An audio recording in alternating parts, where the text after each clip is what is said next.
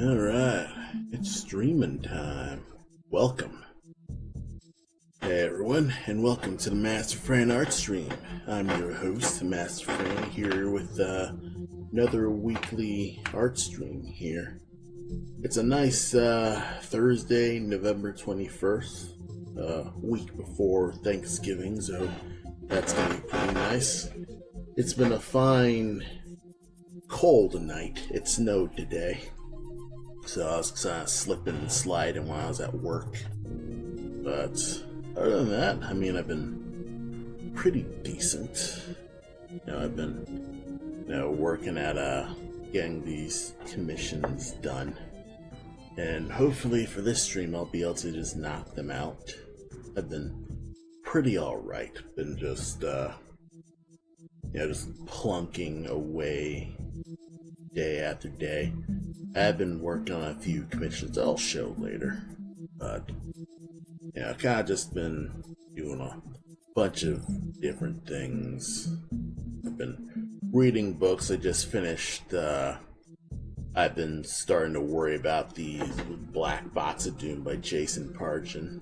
I finished it today, like at work. So, that was pretty nice, just... it's good to get novels read overall, like actual books with no pictures done. It's an okay book. Like, some parts I felt like it was a bit preachy to the choir in some parts, where if you've listened to any interviews with Jason Pargin himself, he's kind of stated a lot of stuff that's happened in books. And sometimes there'll be moments in that book where I hear less of the character and more Jason Pargin himself. So I mean, that's kind of my own personal thoughts in the book. But overall, it's a decent experience.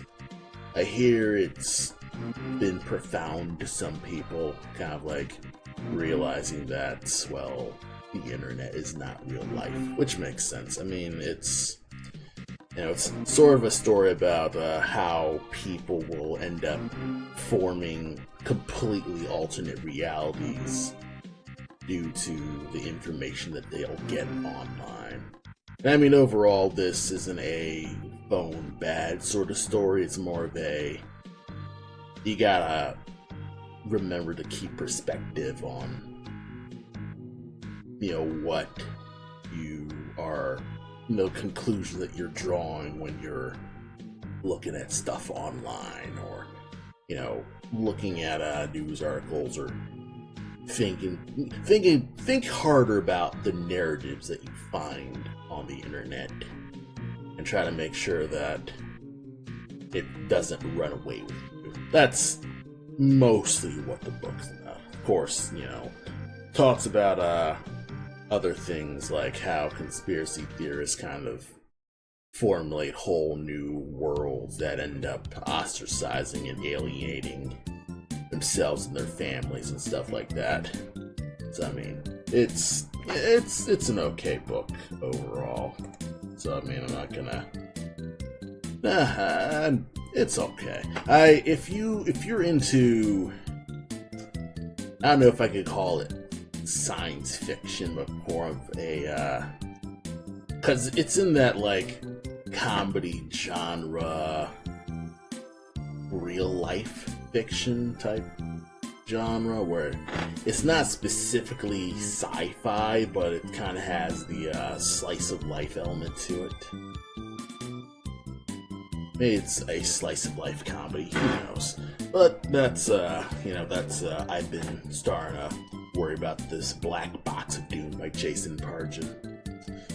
Another book I've also been reading is Life on Another Planet by Will Eisner. It's a really old comic. It's fairly old. It's a Will Eisner comic, and basically it's a 6-part series graphic novel where a bunch of folks get a message from possibly space, but it is what it is with that.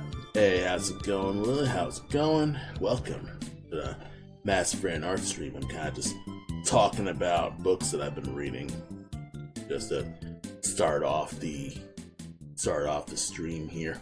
And kind of just talking for a bit before I actually get started doing this stream.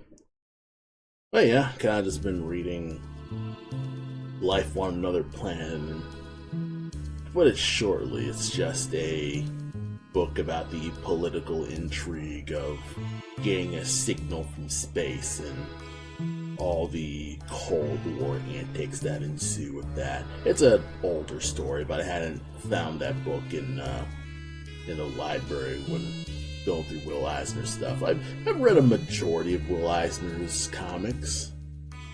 I've read a lot of the Spirit stuff, and then Contract with God and all that stuff, but this one is one I haven't caught, so read that over the past month or so, because I was really just reading it on and off.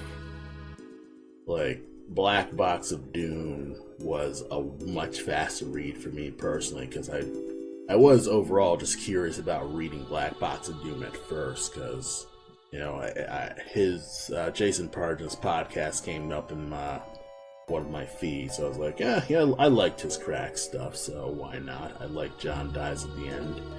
I read the first, I guess he calls it the Zoe Ash movie, but Secret Agents and Futuristic Violence and Fancy Suits is the first book, and I haven't read any of the rest of that series. But I'm decent. I like his work overall. It's probably the most modern novels that I read in general. Like, I'll read Redwall. I still need to read through Mad Mayo, because I kind of just fell off of reading that, or at least audiobook listening to that.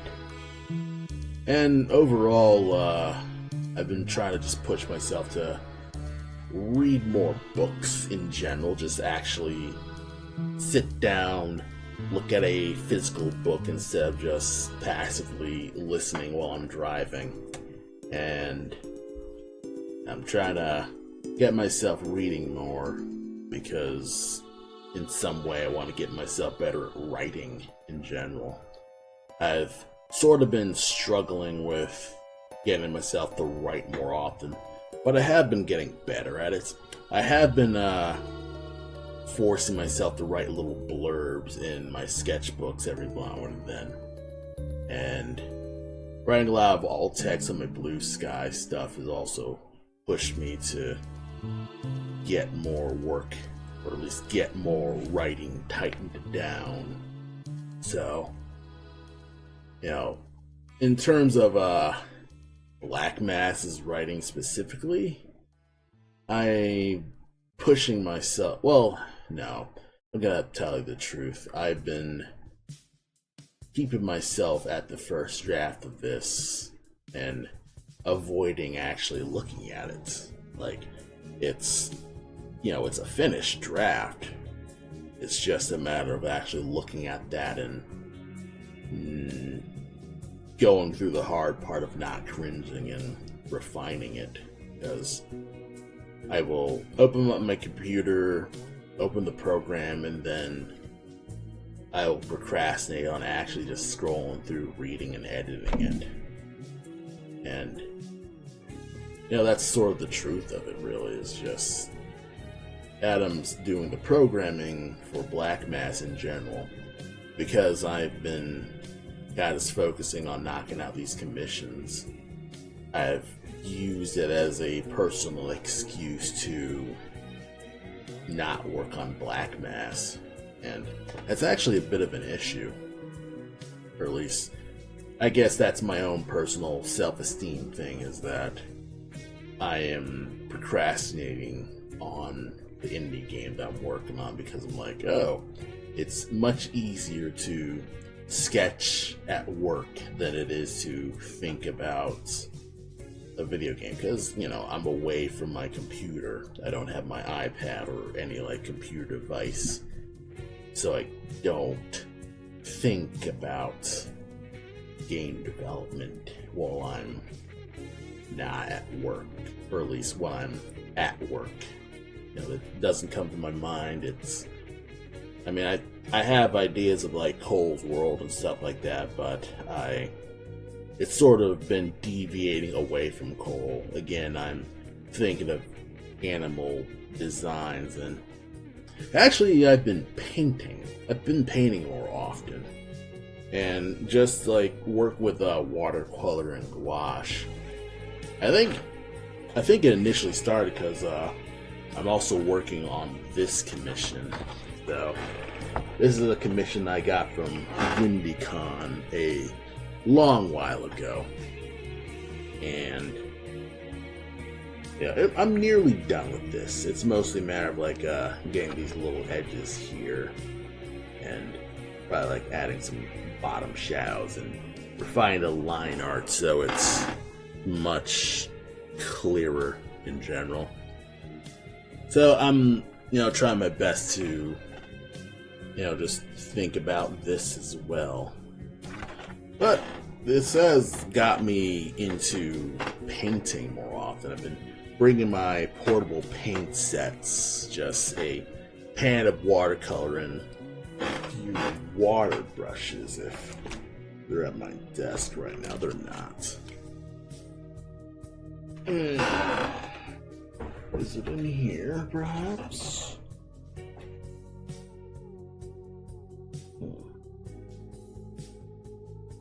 Of course they're not. Yeah, of course they're not in here. They're far away on my actual painting desk or drawing desk. So, of course I don't bring my stuff to my stream.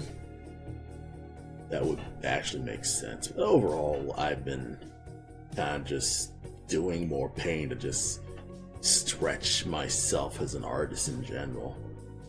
Because, it kind of just makes sense. I've been feeling a slight rut. So, whenever you're stuck in a rut, try doing something that you don't do, or at least have been scared to do. At least in my case, I've been painting, actually using the paints. Because painting is, I feel like in my mind, painting has been a commitment. Oh, hey Andy, how's it going? Nice of you to stop by my stream. I've mostly just been chatting about the paintings I've been doing lately, and me kind of just trying out watercolor and gouache more seriously. I have been working with watercolors a while ago, but I kind of just fell off watercolor for a bit because it just wasn't practical, and I just didn't like working with the water brushes. I guess something switched with me where maybe the commission affected me, because I was working on this, and that's kind of just been what I've been up to with this commission. I got this 2 weeks ago, and I still need to finish you, but I'm nearly done. I just need to buckle down and finish the dang thing, and then send it to him, because I still need to email it to my client, because I got this commission 2 weeks ago. But that has been the catalyst for why I've been painting more often. It's just, I think it initially started with me needing to just get in more practice and figure out which colors actually work, which color mixes look better. And then it kind of just spun off into just more stuff. Thanks, Andy. Yeah, it's been pretty good with that, with doing a Phantasy Start. And I still have my acrylic paints as well, so I do want to work up the courage to dive back into acrylic painting. That's probably the toughest thing about painting, is you have so many materials that you're scared of using them because it's a whole new medium. It's also an expensive medium. You don't want to waste paint. But, if you don't use the paint, you're never going to paint. And that's sort of been my fear point for the past years of me avoiding painting. But honestly, it's been getting better. Again, you've probably been seeing all my paintings and fantasy art stuff when on my socials and all that stuff. I'm off Twitter, by the way, in case anyone's watched this stream or the YouTube VOD right now. I no longer post on Twitter. I didn't take down my account, but I haven't posted there in a month so far. I am 3 weeks clean of Twitter. Hell yeah. And it's mostly because I wouldn't say that I'm banned off Twitter, but my account's locked because, I mostly just told a Nazi to end their life. And hopefully Twitch doesn't ban me at the moment for saying that, because that would be trash right now.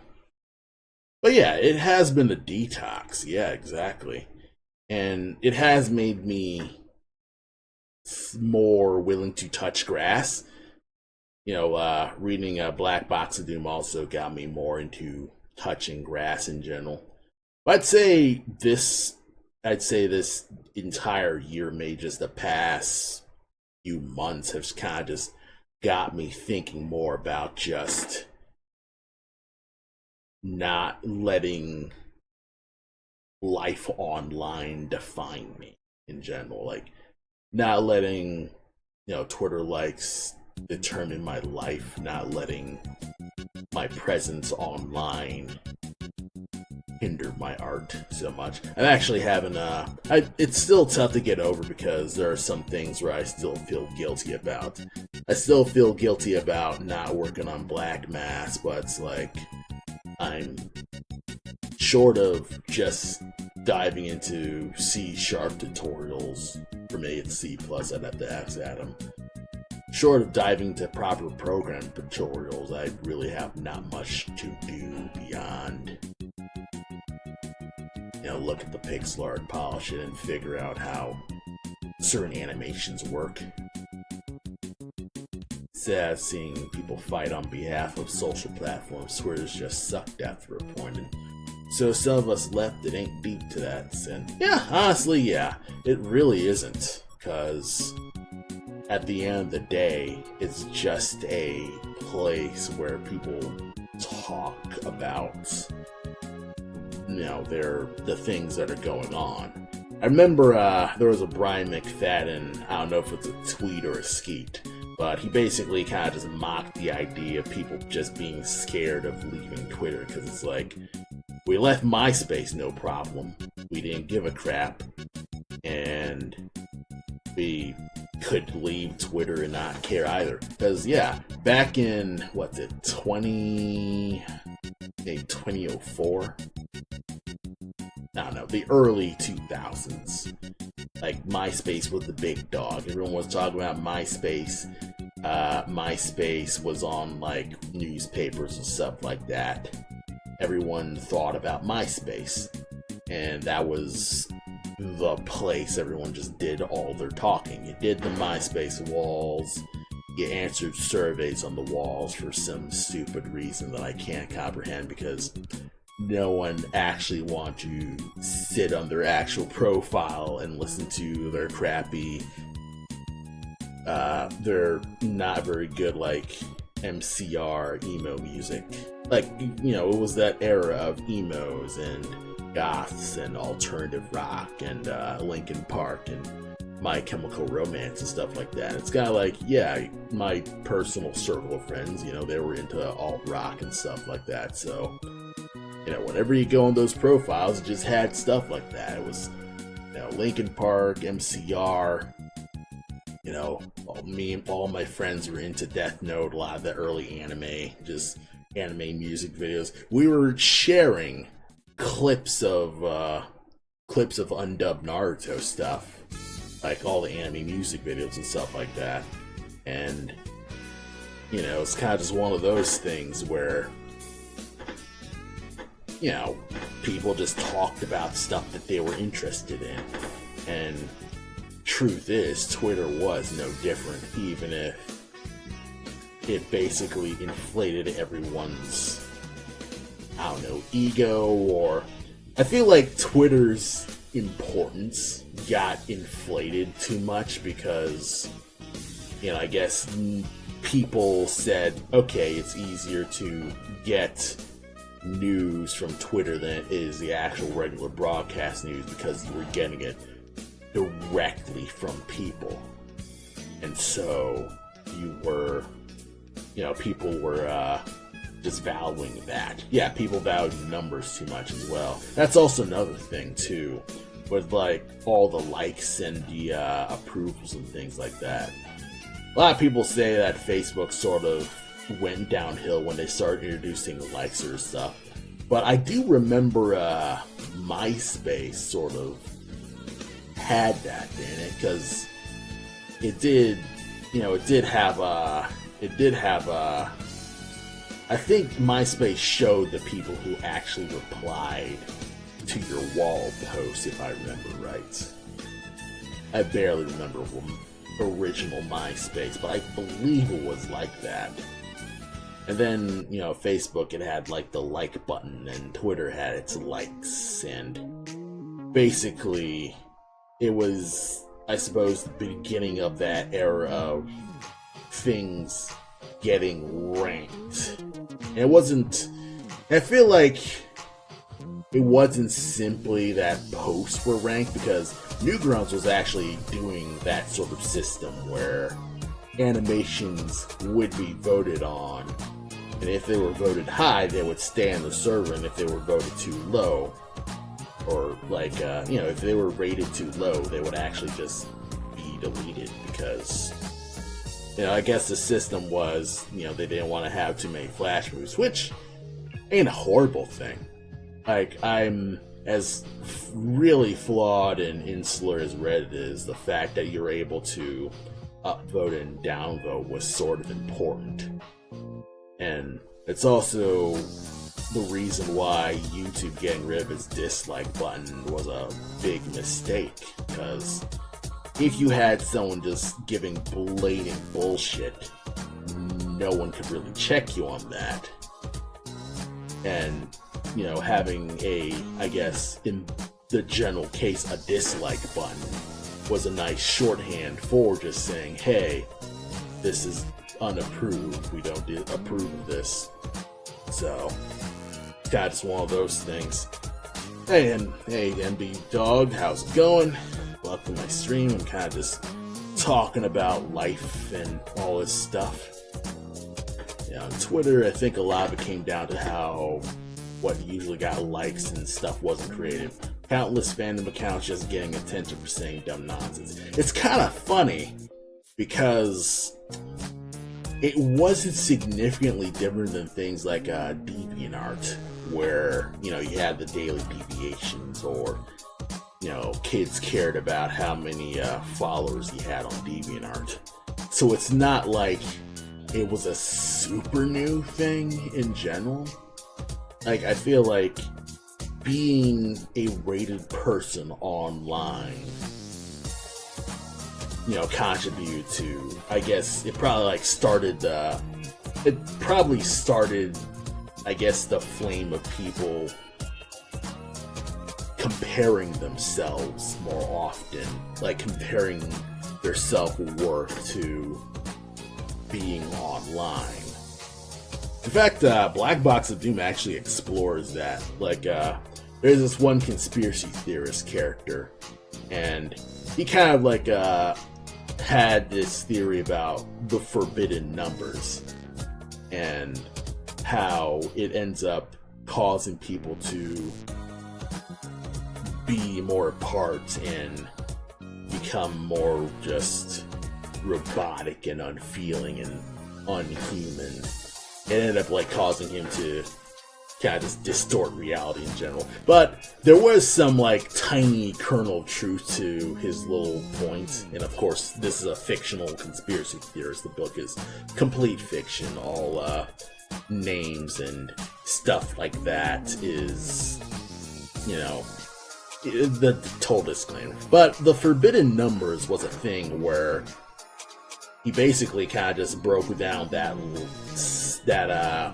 that phenomenon where a lot of people put their self-worth in the numbers that they're getting on themselves. From back then, like Facebook initially started, no, MySpace started as a hotter, no, Facebook did, yeah. One of those sites. It started out as a hot or not site where you basically rated girls that you took pictures of without their consent. And you posted online to have strangers rate them as, you know, an 8 and stuff like that or whatever. And it was sort of that, I don't know how you can say, oh, evening Cod, how's it going?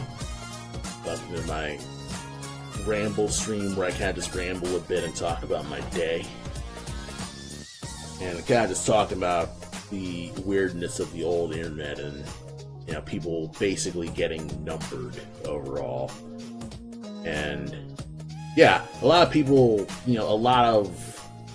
just getting rated and ranked sort of began from those early days of the internet. Because, yeah, again, a lot of YouTube and Facebook and stuff like that, it mostly was a way to get people to rate girls. And I think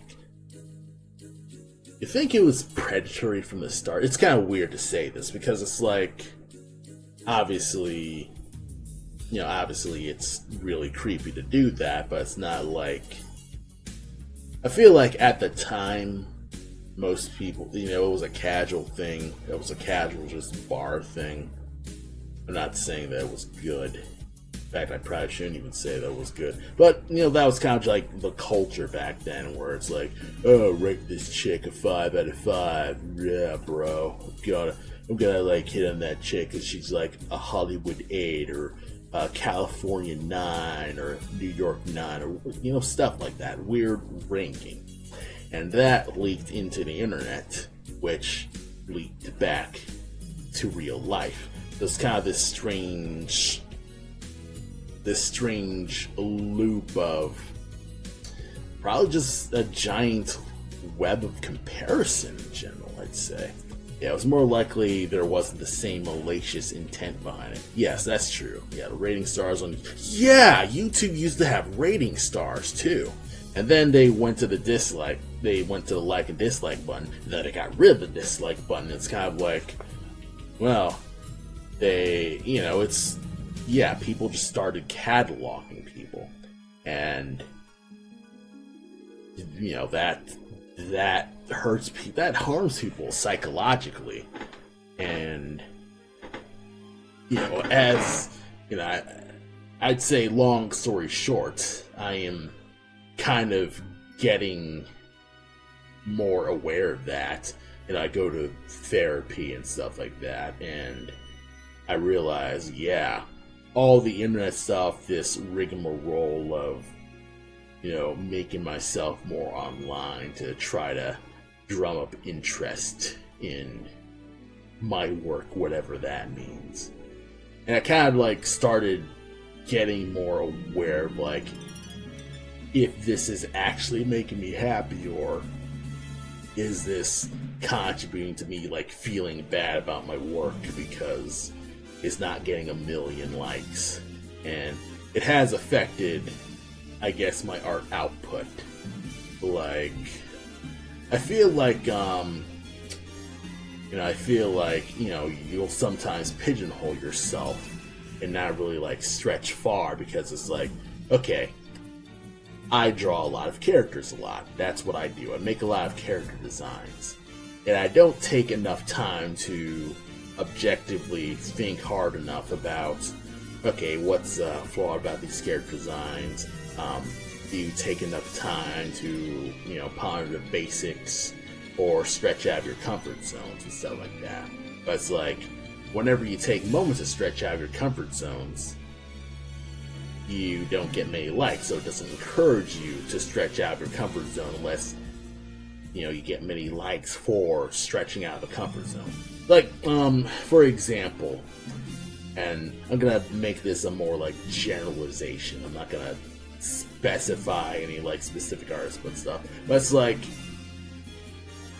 you're mostly seeing characters online when most people post their art.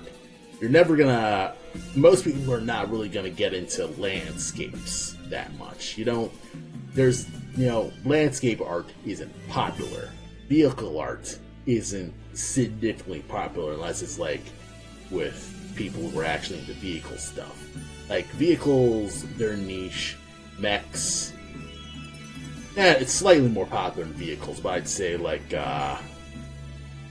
yeah, exactly. It's like when a fan artist starts doing their own original stuff. Some people get real bad. I remember High on Daisy, the person who makes Cucumber Quest. She was a notable, you know, Persona fan artist, and you know she made those infamous Persona comics. And because she went to Cucumber Quest, people were unreasonably upset because she's like, okay, I'm not really doing Persona comics, I want to do my own thing.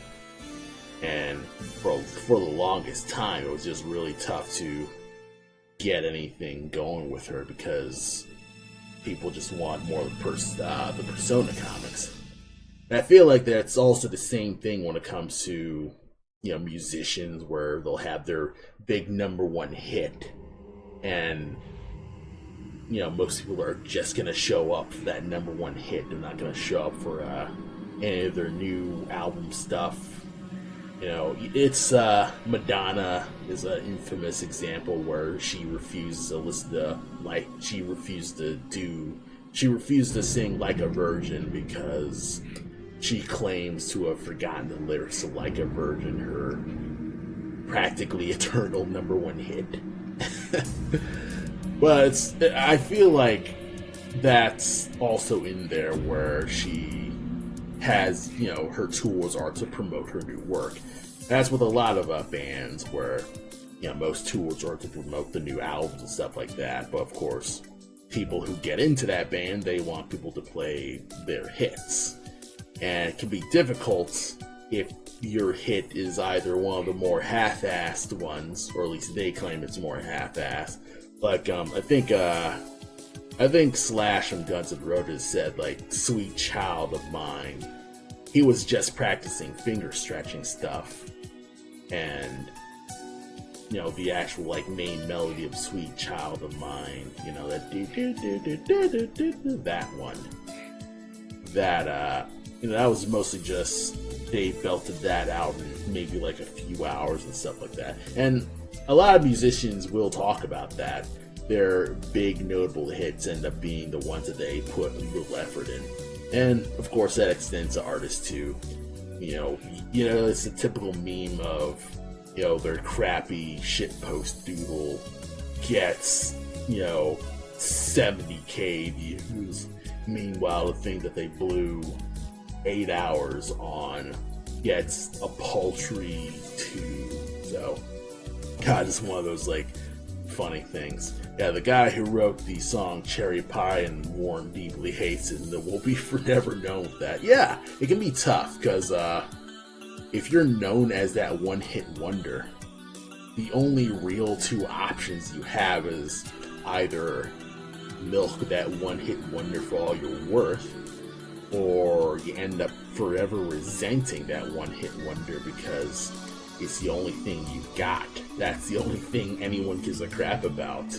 Like, you know, you got Devo and, well, a little bit of MC Hammer. MC Hammer's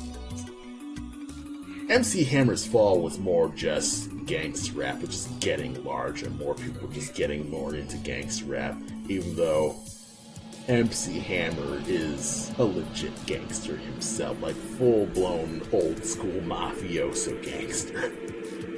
Like, MC Hammer did not fuck around. Yeah, I have a personal bitterness of a YouTuber art reviewers are into 2010s, and 2/3 aren't even artists themselves, especially when criticism was outright bullying. Oh yeah, there was a thing with somebody claiming that some YouTube artists were pyramid scheming. There was a bit of a drama with that. I remember that. I never paid too much attention, so I never paid that much attention.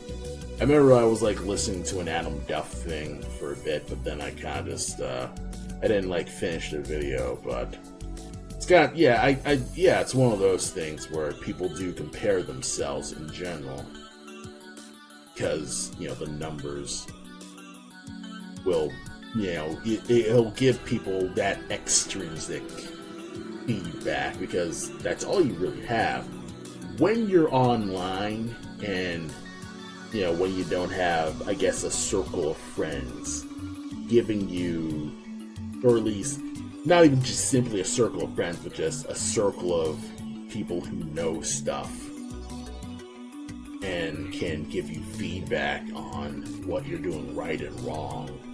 It's difficult to find, and the only real metric for that is whether or not people gave all those thumbs up or not. And that, that's all I guess the younger kids will have. I remember growing up in a time where you didn't have the internet, and it's kind of interesting because before, well, actually no, it's not even before, because I did grow up as a teen during DeviantArt, so it's not that I didn't know about the ratings of followers count and stuff like that. And you're seeing artists who are the big notable artists who are on DeviantArt, they have lots of followers and stuff like that because they're genuinely really freaking good. And you aspire to be like that. You aspire to be that top Newgrounds animator, or at least I should be projecting to you. I should be projecting to me, because that's my experience. I lurk at those sites because I want to be artists like them, like a cool indie animator who just made cool stuff. Of course, I never really went past crappy short animations in Flash 5, but that was, I was overall inspired by those Flash animators on Newgrounds, and of course you had DeviantArt doing the artists and DeviantArt, and for those who know Sheezy Art, those I'm talking like the real old school shit, Sheezy Art, and what's it called, there's another one, I guess Fur Affinity's also in that too.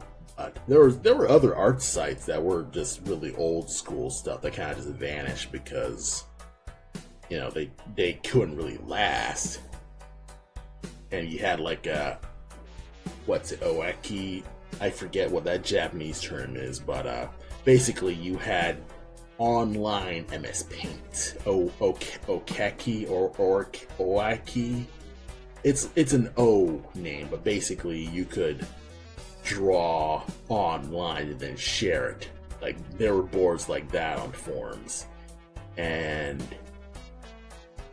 that kind of stuff, that was there. And people, yes, exactly, Okaki, Oikaki. Yeah, I never did, but I do remember. Yes, exactly, I did it. I don't think I have the art, but I think I did 2 or 3. I didn't get a Wacom tablet or a Bamboo or anything till I entered college. And even that I don't remember. Well, actually no. I think junior year in high school I got a Bamboo. And then when I started college I got an Intuos. And then, no. But yeah, I had a large interest when I was in college. And then in 2017, I got my Cintiq. But yeah, like actual like mouse potato drawing, I did tiny bits of it, but I didn't really get into it because it's drawn with a mouse. It totally sucks. But you know, people got really good. I mean, that kind of stuff was, you know, the advent of a lot of people doing pixel art and stuff like that. That and ripping sprites from game ROMs and stuff like that. And you know, people just got big off of just cool fan art like that. And most people really, I guess I'd say a lot of kids just grew up seeing all that with the hopes that they got internet fame. Basically, it's like, it's not really real life fame, but the fact that you're able to spread yourself in general. You know, it made a difference. Obviously, when you're online and stuff like that, you can go to an international audience, of course, if you spoke English. I have no idea what Spanish internet or Japanese internet is like. So, I mean, that's kind of my POV when it comes to, I guess, internet history. I'm sure it's completely different. Especially, a lot of video game history is actually massively different if you're, like, in other countries. Like, most of Europe and, in a lot of Latin America countries, there was more Genesis love than Super Nintendo love in the Americans. Like, a lot of I think I mostly just saw this on Twitter back a while ago, but a lot of the narrative of video game history on YouTube is told specifically from the US perspective. No one really, yeah, exactly, UK video game history, because with like things like the ZX Spectrum and Commodore 64 stuff. Well, actually, no, it's more ZX Spectrum overall. Like, I feel like Europe had more ZX Spectrum in general. And it's kind of interesting because when you listen to those old ZX Spectrum games, you can actually tell which musicians worked on the ZX Spectrum and then transitioned their experience to NES games, because those styles are very similar. Like, if you listen to Foldin Bros, and you probably listen to their music, and then you listen to their ZX Spectrum stuff, it's like, oh, it's basically just their same style and stuff like that. That Rob Hubbard is also a nice obvious one where you listen to a lot of stuff. Hey Sean, how's it going? Thanks for the raid. Welcome.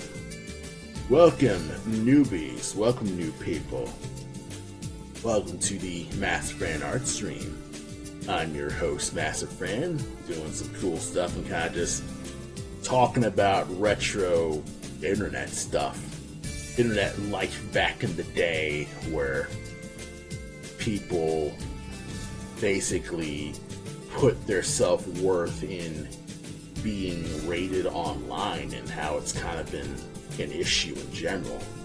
And yeah, just talking about the fact that this has kind of been a thing since the dawn of the internet.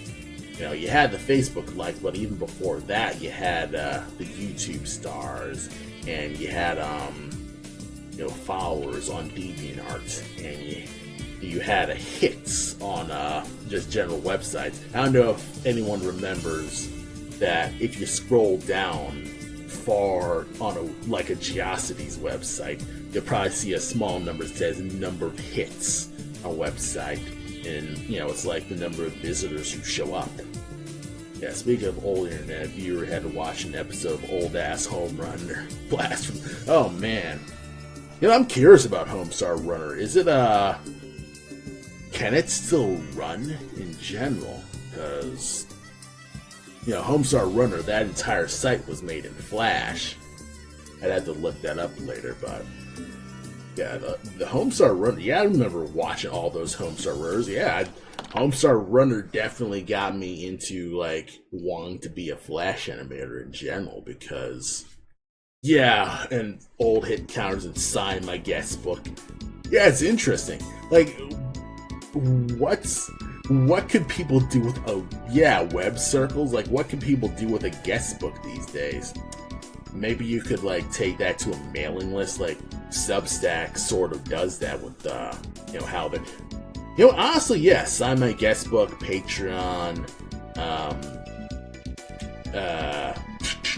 What would be an equivalent of that? But like web circles and stuff like that. Yeah, exactly. Web circles is sort of returning because I've heard of Neocities or Neocities, where it's like Neo-Geocities in a way. And I looked at a few sites. It's pretty alright. I may consider like making one, but I'm like, do I want to make another art site? No, not really. I got my own WordPress site. I feel like people are trying to revive the older, I guess, less commodified internet, where people are kind of less trying to take back the community aspect of the internet, because otherwise everyone's just being constantly self-promoting and trying to sell their work.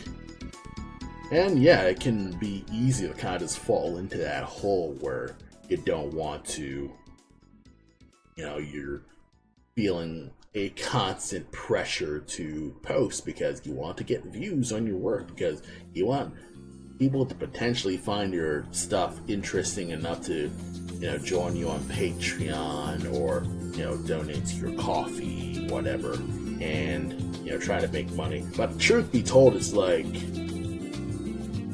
follower counts don't necessarily translate to money. Like in terms of, in my personal case, with conventions and stuff like that, I promote conventions online, but it's not like most people who follow me online are gonna just show up to the cons, because it's just in the state of Illinois. Like, I've got a bunch of Brazilians who follow me on Blue Sky, as most people do. So it's not like they can just fly all the way out to bumfuck nowhere, Illinois. No shade to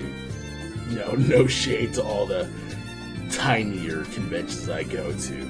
But I'm, thinking about from like their perspective, they're not going to take a plane ride for basically a one-day show at a library. So, on the one hand, promoting it is always good. Get awareness for people who are in the area. But it, overall, it ain't gonna truly translate specifically. The only other thing I could probably think that may translate, but doesn't really, is maybe an online store. Like, you have your online store, you got your Shopify, you got Etsy, all that stuff. But of course, you still gotta deal with shipping those items to the person, especially if they're international. Holy cow, international shipping is... I remember I got an order from England, and I blew $30 on shipping because of all the regulations or whatever, all the Brexit crap that you had to pay with. I had to file a bit of you had to do an extra fee on top of the initial sending it out, and it's man, I didn't even know this would be an issue. And I'm sending 2 comics in an envelope, and I never even factored that in at all. And I'm if I'm struggling to send simple comics, I can't even imagine something more substantive like a figurine or an acrylic charm or even a pin. Holy cow, that would be nightmares to ship internationally. Especially since you can't really put them in envelopes. They have to be in specific packages. So figuring that stuff out is always just one of those things where, just the business of art is, it has its bumps with that. And speaking of business with art, I should actually start drawing, because it's 7 p.m. I've been chatting for an hour, and you've probably been waiting with bated breath. Let's get to work on this piece, because I'd say I'm nearly done. So, this is a piece from Summer Rose, and honestly, I should probably talk about the other commission that I recently finished. So, this is a commission that I finished a while ago for a Kawaii, and this is his persona right here. It's a nice sci-fi. Let me get rid of the grid here. Yeah, it's a nice sci-fi. It's nice sci-fi. I mean, I can't get a good zoom. Yep. Thought I could zoom somewhere that I can fit in the frame better. Yeah, this is good enough. But yeah, I recently finished this, and I'm pretty happy with how it turned out. It only took me, I'd say, 3 months on and off of getting this done. The full pixel size, I guess including the canvas, is roughly 304 by 240 304 by 240 pixels at 18 frames. So yeah, it's one of my larger pixels compared to just the initial selling of me doing 128 by 128. And I feel like overall my pixel art just been growing in general. Like, I've been working on bigger and bigger canvases, making bigger and bigger sprites.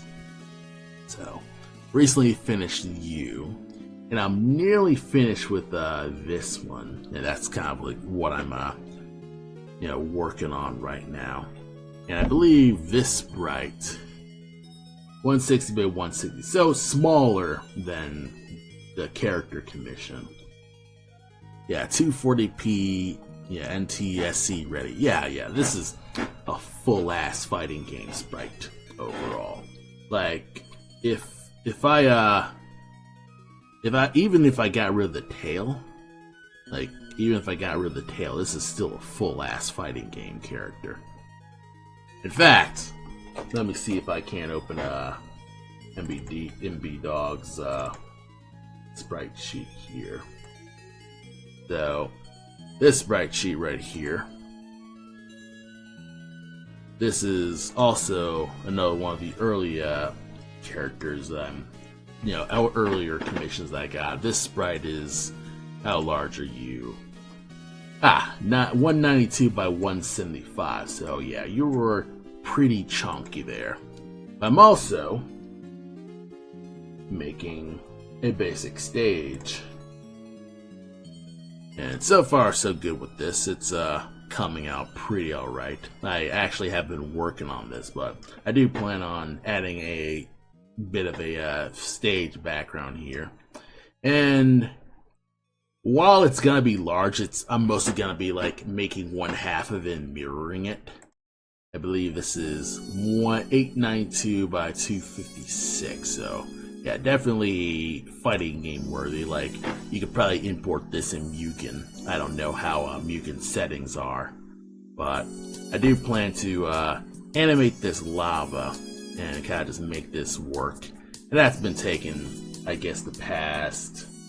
Let me look. You know what? Let me look at my write-up to see like how long I've been spending on a thing. Let's see. First started a character back in September and finished the character in October 24. So yeah, roughly it's been going on 2 months so far. And I still have several hours ago. I still have you that I need to actually start blocking in, because for the most part you're done. Like, I'd say you're probably next on my work on this list. So, I'm gonna tackle you after I finish this. But I also have, let's see, this commission still left to do. And I'd say most of this is polishing, so I feel like, in terms of speed, I think I could finish this one next. Yeah, I think I could, because in general, it's mostly a jump animation, and everything else just mostly needs polishing. Yeah, so this needs polishing in general, but I feel like this is a much simpler animation, because it's, it's just a ball bounce, and everything else is mostly just polishing these details, like reusing the shoes, making sure the shoes actually, look alright, because everything else mostly just looks like a blob. But yes, like, I think the one that I finished first, the commission that I finished first is this icon commission. But of course, it's an overall smaller thing. I believe it's 64 by 64 properties. Yep, 64 by 64. So yeah, it's a much smaller, more manageable animation. And of course, he has the ability to talk. The hair blows. He can blink while the hair blows, and then he can talk. And then there's kind of an all thing where, kind of just doing more of an elaborate animation because I just want to flex. And that is both a blessing and a curse. Like, it's a blessing in that, it looks amazing, but it's a curse in that I am taking 5 ever to finish most of these. So I'm like, okay, I need to, 1, get better at managing my stuff, but 2, get, I probably should have taken less commissions or charged more. So I'd say next time, for those who are anticipating me like taking another batch of commissions, my prices are definitely gonna go up. So just a fair warning. So let's actually get to what you've come here for. So, what I've been doing for this specifically is I've actually been like trying to tighten the hair flicking motion, because I have a majority of this, but I've also been making a basic breathing animation. So far, so good with this.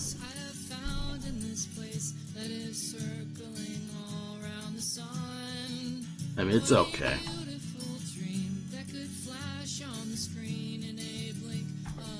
I could probably nudge this. May, are you working? Alright. And the hip movement's a little iffy, but, it's something. But yeah, doing a basic breathing animation. And then a flick. And that just works much better. And the hair kind of like goes down here, so I'm gonna fix that. So let's see here. Close hair, close hand. There we are. So we're gonna nudge you actually up, because the initial hair, if I remember right, it actually was much lower because she wasn't going up when she flicked her hair. In fact, let me see if I can't grab a previous thing that she had. Doop-a-doop. And we'll go to her absolute first one. Yeah, 9.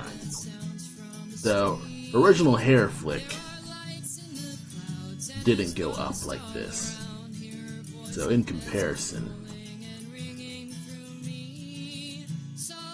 let's see if I can't get both just in frame.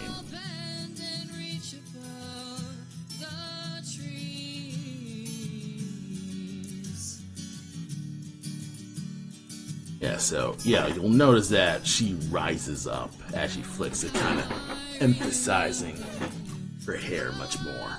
So, that's much better with that. Also is a much smoother transition from her going back to her hair and then doing a cleaner loop.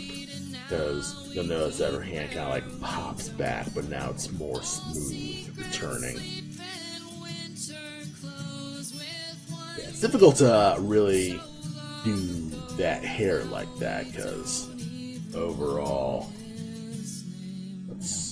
let's see if I can't find the absolute first ever iteration of this loop.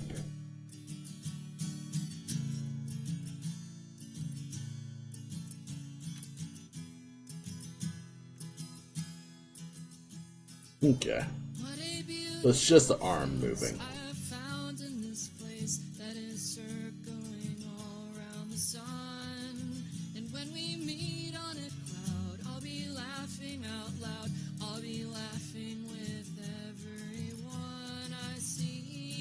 Yeah, this one looks surprisingly smooth, and I think it's because this one has less frames going on with it. Out. Return. I know what's up. So this arm actually, it's going on a frame.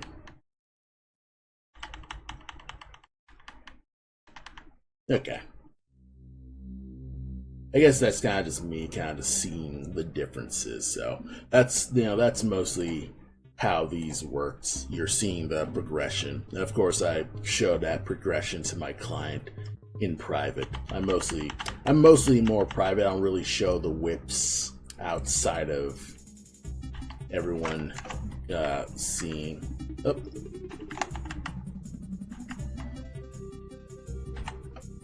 All right, that's you, and then you go up.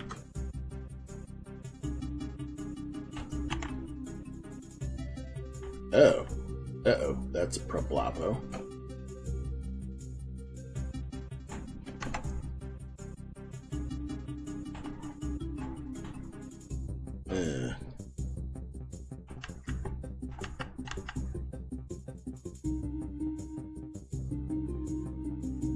Okay, so this is me kind of just troubleshooting certain little animation tricks that I'm doing to get this to look much more consistent.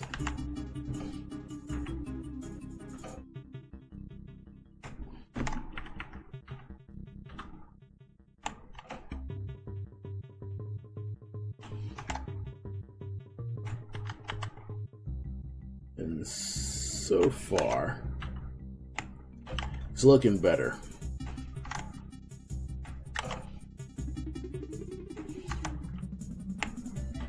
Let's see how you're looking. Okay, the hair now stays in one place in general.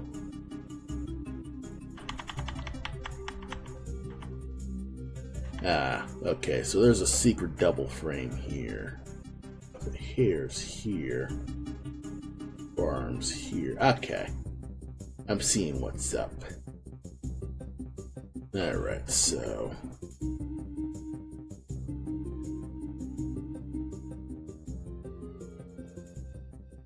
that hair is normal. And then because it's bunching like this,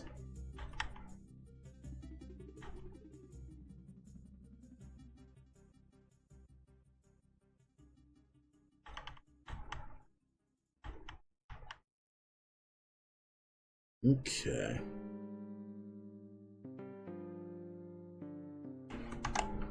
May just nudge you down.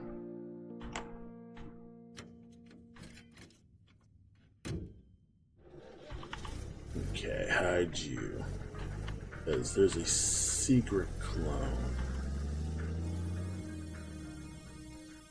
Alright, so this I could just wait, because this was the back of the hair. So I will eliminate this top part. That'll work here. Ah, okay. Starting to see. Alright, so this is the set here, and then this is the back here. Forearm. Okay, I'm seeing. At last, I'm truly seeing. So, this part was from the original sprite that I had, where she was just this part of the hair wasn't.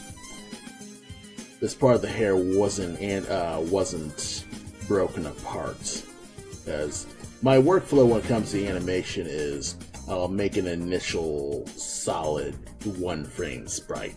It'll start with, the overall big sprite, and then I'll break it down to the body parts that are actually going to move. So, if you've seen any of my previous streams, or you've seen me, start with one initial still frame like this will all be in one layer because I'll make it from scratch as if I'm painting. And then I will use the lasso tool, cut up body parts that I know are going to be moving around. And then I will cut them, put them in a different layer. Then I'll have them animate separately. That's usually how I tackle most of my pixel animation. And I'd say to an extent that's also how I use to handle my Flash animation. Though I actually used to do Flash animation frame by frame. Because, I was a college student on being a unreasonable. When you're a college animation student, you're like, oh, Disney is the greatest animation of all time. Literally nothing can compare. Not even like Ghibli films. That type of animation student. I was like that too. And so, it's back to the forearm. And so I hand drew everything instead of tweening, because back in the day, or at least back in the 2000s, you also were seeing a lot of the Toon Boom Flash animations where you're basically seeing nothing but tweening. In the right spot? Good. Now I can work that there. It was that era of cheaper animation where you had Toon Boom and Flash, and it was a lot of puppet rigs because they need to save cash on making animation, because in general animation's expensive. But of course, animation studios and suits couldn't spend too much on it because they don't want to spend too much on it, and there isn't a profit motive, especially because toy sales aren't around to mitigate that cost really, because most people are either playing video games or looking at their phones and stuff like that, phone games and stuff. Or a lot of toy markets have also been kind of, I wouldn't say overtaken, but I guess the collectors kind of got into the toy market and made a lot of toys less available in general. So I feel like that contributes to why you're seeing Lego sets being $50 a set, because you have mostly collectors buying those and spending money. And then you're telling the Lego suits, hey, people are willing to blow that much money on these simple Star Wars sets, and the demand for those Lego sets are to that price instead of maybe a general buyer like a kid or a parent. They don't want to spend that much on what's basically supposed to be a short amusement toy when they can spend probably much less or even free on what's basically a screen iPad game. Now, obviously, you know, you got the whole like phone bad issue and all that stuff, but I feel like that's sort of the reality of the situation, is that most toys can't really compete with electronics overall, because, you know, a lot of the plastic stuff, they're usually just going to either collectors where they're making figurines. You know, making plastic stuff is overall more expensive. I don't know the true gist of how that market works in general. Like, I am completely blind when it comes to the toy market, so I'm probably just completely bullshitting. So I'm making complete assumptions with that. Okay, this arm should be fine, right? Yeah, that should be good.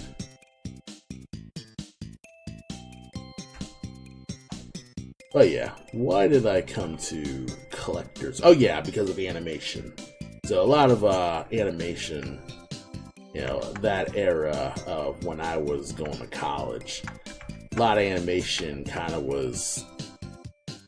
just going by the wayside, because while the shows themselves were getting better, they weren't really getting the funding to be maintained.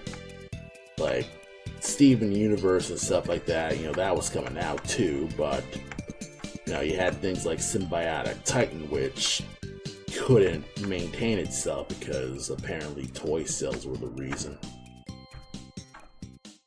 For me, it's not the reason. I remember, I think I found the thing that said toy sales were not necessarily the 100% reason, but I need to look that up more often. But I feel like that did contribute to it.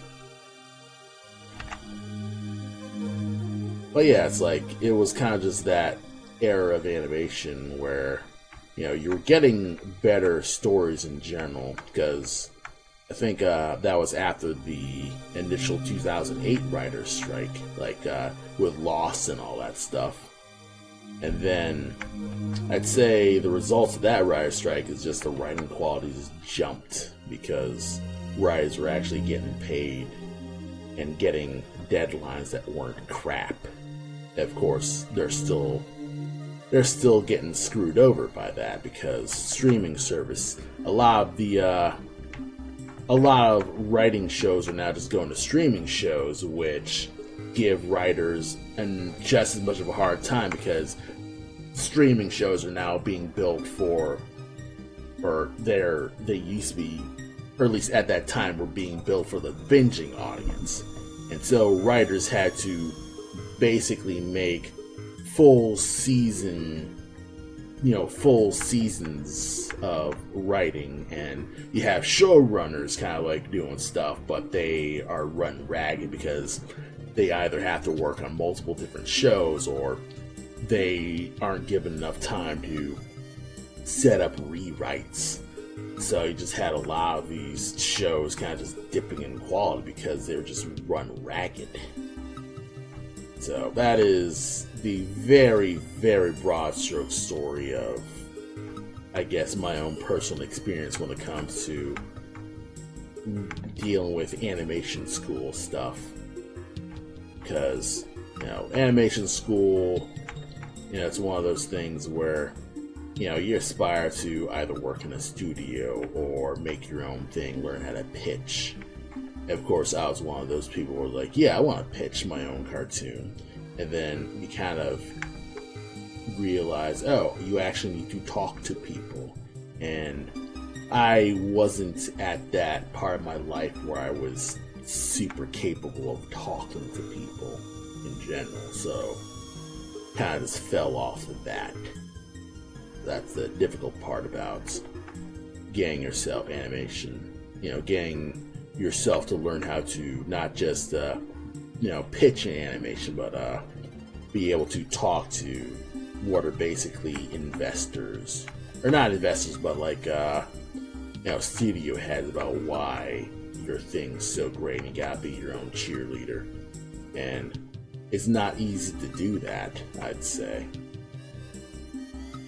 Like, you have to be really ready to both be your own cheerleader and then be resilient enough to accept no for an answer or realize, oh, this isn't working. So that can be tough. And I think I took very few other, I guess, animation jobs. I did some storyboard tests. I did one animation test for a game studio and I totally failed it. A lot of my stuff was stiff because I still just didn't get into 3D modeling as much as I'd like to.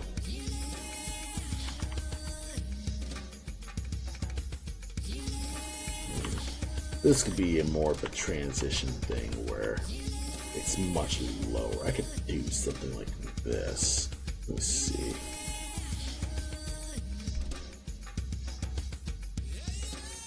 Might be able to say push this down. Oh, oh shit. Oh then. The line.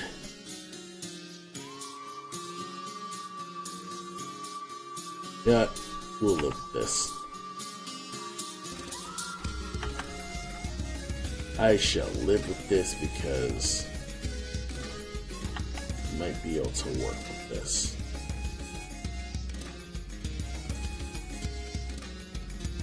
Okay, so here's here.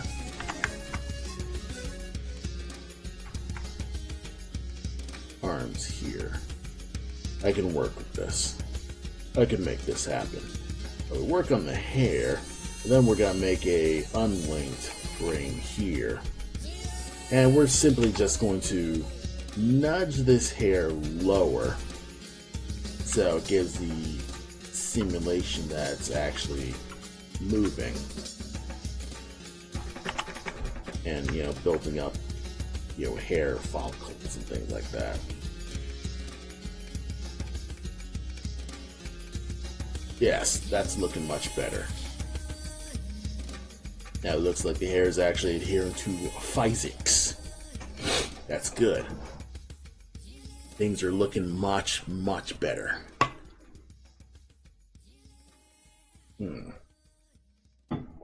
So far, so good.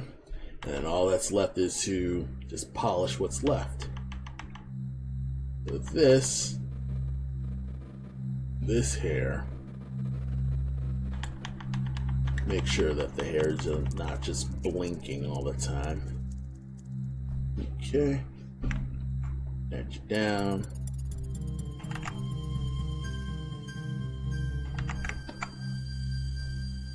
Are you part of the arm? Yes, you are.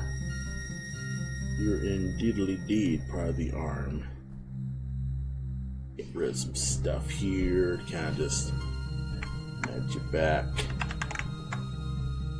Truth be told, I could just have this on because I should be able to use the magenta to make sure no stray pixels are here. That should be good. In fact, I should probably just do this just to fill in the color. It'll probably really bork my ability to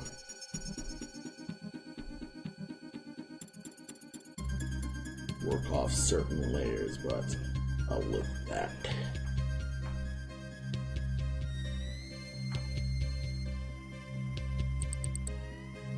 Okay. That's good. This is good. So yeah, I'd say the rest of this is just a fairly relaxing night. And overall, you know, once I finally get into the flow of doing this, it ends up just being just a nice chill vibe stream where I push pixels, get them going, and I'm kind of just fiddling around with making sure these pixels actually look decent.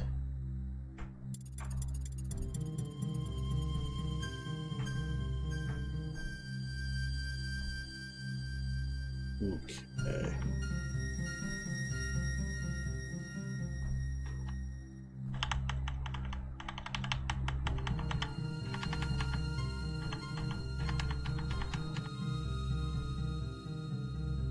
Okay. That's looking better.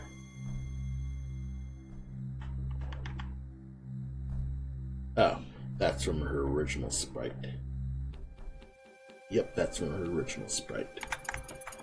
I can just leave this because this sprite, this sprite is mostly supposed to stay still.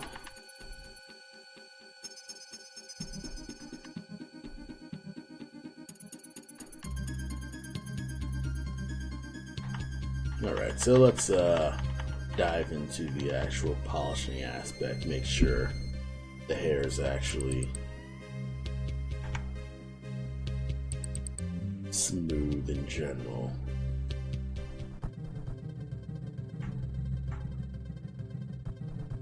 Clean this up.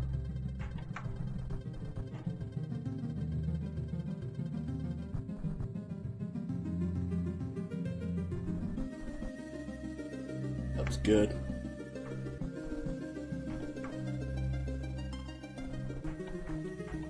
What should go here? Now, one nice thing about doing pixel animation specifically is that, or pixel animation in layers specifically, is that if you have something under a layer, you don't necessarily need to modify it. In fact, if I got rid of the body here, you notice everything kind of just ends away. Like the forearm, mostly like this. Like I could probably make this a fatter blob here. Cover that up. And because it's over the body, it'll still layer well. So just in case. And I believe, this is most animation will have stuff like this where it'll look really jank because it's supposed to be unseen. If you ever watch, or if you ever find screenshots of 3D models distorted in order to, make the rig look better. Now it's a concept called breaking the rig, and basically you're making the 3D model like not actually adhere to actual space or its rig because it'll still look much more cinematic. You'll notice that much easier if you look at something like a JoJo pose, where you're seeing a bunch of JoJo poses, and you'll notice Caesar's arm is stretched to crap because the stretching is actually off screen. It actually matches the real life. It actually matches the image that Caesar does in the manga. But of course, the 3D rig isn't set up to be able to move like that in general. Most rigs aren't in some ways. So that can be that can be a limit to 3D work is, you gotta deal with the limitations of the rig. Of course, a fairly good 3D animator can, as I've mentioned before, break the rig, make something look much more interesting. I love Source Filmmaker, or not Source Filmmaker. A lot of Team Fortress animators can do this. Like I've seen what's his name? He's the guy who did the Absolute Territory animation. Putis Engage, if I remember right. And a lot of that has a lot of animation breaking because, of course, it looks great like that. And a lot of that stuff is stuff that I wish I was taught when I was learning 3D modeling or 3D animation. because I was sort of stuck in modeling limbo, and I felt like completely lost when it came to what makes 3D animation that much more interesting compared to 2D animation. Because again, I was struggling to learn 3D animation, and I thought that in the time it took for me to make a character move, I could have drawn the character several times. Of course, ironic because I'm taking forever to make this character animation, but I digress with that. Probably.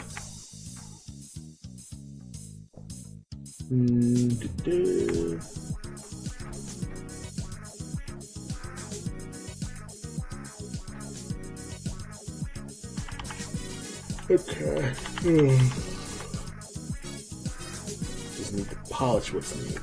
Polish stuff that just makes the pixels not look so good. So, one thing that I'm trying to teach myself is to be more okay with jaggies on more natural stuff. So on hair and stuff like that, I'll try to stay loose with the pixel art. Oh, hey BMO. Yeah, this is a commission. So this is a commission for someone. So I've been working on this for the past 2 months. So tackling this, and I'm nearly done, I'd say. It's just a matter of polishing this. And so, kind of just work on this loop, and it's a half body animation. And once I knock that out, I'm basically, I'd say, halfway through my pixel art commissions.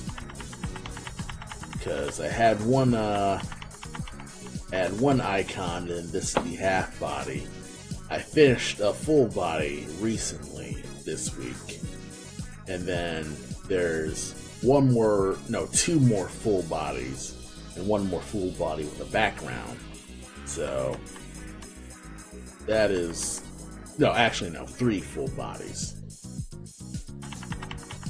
and one full body with a background. So 2 full bodies and then 1 full body with a background in the total of 3, if that makes sense. So I've been tackling that. I feel like I could get this done within 7:41, probably by tomorrow. That's the hope.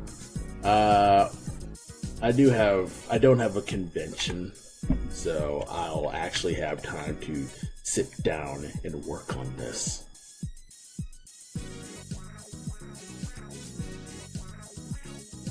Yes, thank you. Yeah, it's been really nice having work, and been just getting that done, especially with the holiday season and all that stuff. So kind of just getting that stuff down. Yeah, I'm sure conventions take a lot of time out there. Yeah, it definitely does. Because you're doing all the setup, and then you're actually traveling there and doing all the driving and making sure you're trying to do the sale and engaging with people, that typical stuff. And while it can net me some more instant sales, it does have its own issues of costs. So that's conventions are the absolute end all be all of making money as an artist. So gotta keep that in mind when you're doing conventions. But I'm sure you've probably done conventions yourself. Pardon me. But yeah, conventions are overall just fun to do. You're actually talking to people and traveling around beyond staying in your room doing artwork. And while it is good to be able to get time in the studio, it's still better to get yourself to get out and experience the world, because otherwise you'll end up being just this weirdo art goblin who doesn't socialize and doesn't know how to talk about your own work because you've kind of just made yourself socially inept. I think that's the toughest part about learning perhaps the business of art, is that you gotta be your own greatest advocate, because otherwise no one's really gonna advocate for you. Yeah, I've never had the pleasure of doing a convention. I struggle to do art for me, and I like creating for myself, from myself. Yeah, I'm terrible at that side of things. Yeah, I'd say most artists are terrible at that side of things. I know I've been terrible at that stuff, and I was basically forged in fire to learn how to do this. I did my first convention in 2000, I'd say 2000, perhaps 2018.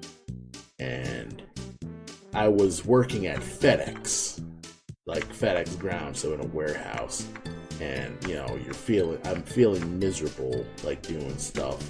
And this is probably going on 6 years after college, because I believe I graduated 2012, so not 6 years, 12, 13, 14, 15, 16, so roughly 4 years after college.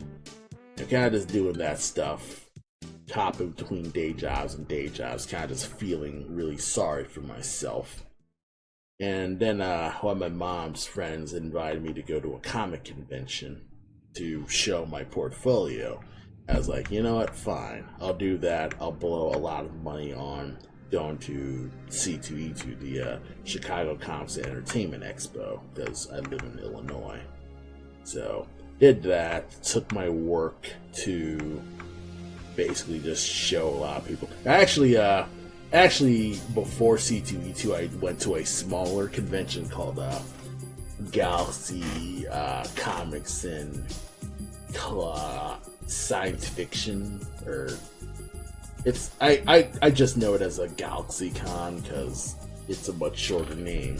But I went to that first. It was a much smaller showing, but I met a lot of artists who I still speak with in general. And, you know, they helped me out and kind of just gave me way more experience in art than I've ever had doing college. So that's been pretty great. Yeah, I've never been to C2E2. I moved out to Indiana a couple years ago, so I need to make it there. Yeah, I mean, it's kind of weird because it's like, you know, obviously C2E2 is unreasonably gigantic. It's mostly for, you know, showing movies. But I'd say some things in C2E2 are pretty alright. You know, visiting panels is always fun to do.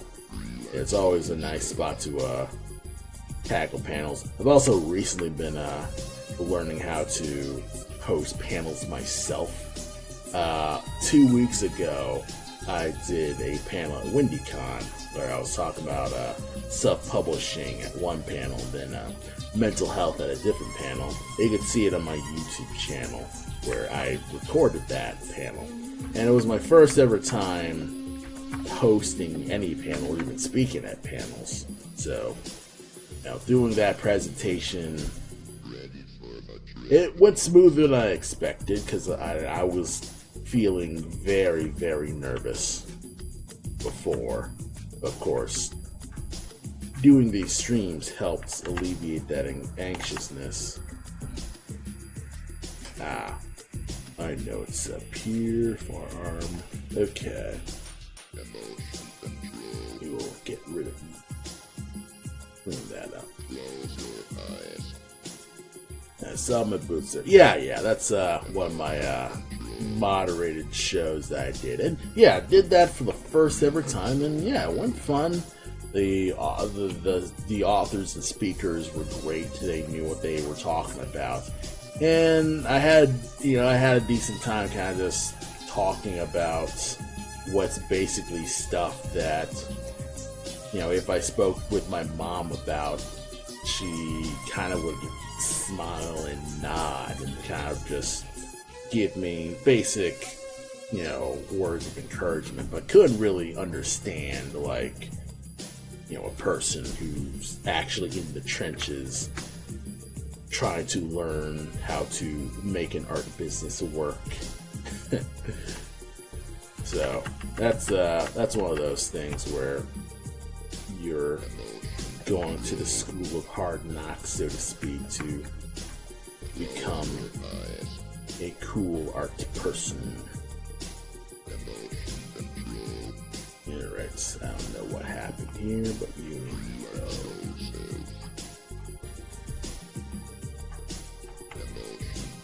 Yeah, family tries to understand. Oh yeah, I'd say that's kind of just typical in general. Family, friends, people who aren't inside baseball, they'll give their best support, but until you actually speak with other artists, they're never going to understand. So, that's also, I guess, another pro tip that I tend to not follow myself, is to make friends with other artists, because, they'll actually understand what you're going through. And I try to do that. I try to speak with my mutuals as often as I can. Obviously, you're here on my stream and we're chatting. But of course, commenting, it would kill me a little bit. It wouldn't kill me to comment more often. But I'm also so used to the internet just being completely hostile that I just don't want to talk to anyone online in case they're another maladjusted 14-year-old. Because I'd say most internet stuff is just run by very maladjusted 14-year-olds who don't know how to hold a conversation to save their life. Okay. Yeah, time passes and weeks and months go by. Oh yeah, that's also another thing, is it's difficult to keep friendships going because life is constantly just passing you by. It's that typical Ferris Bueller thing where if you don't take time to kind of just make some appreciated things. Shoot, I forgot the message of Ferris Bueller. Yeah, it can be oddly scary to put yourself out there, even post as simple and small things like nice at work, or at least for me. I try to get better if I have ups and downs. Oh yeah.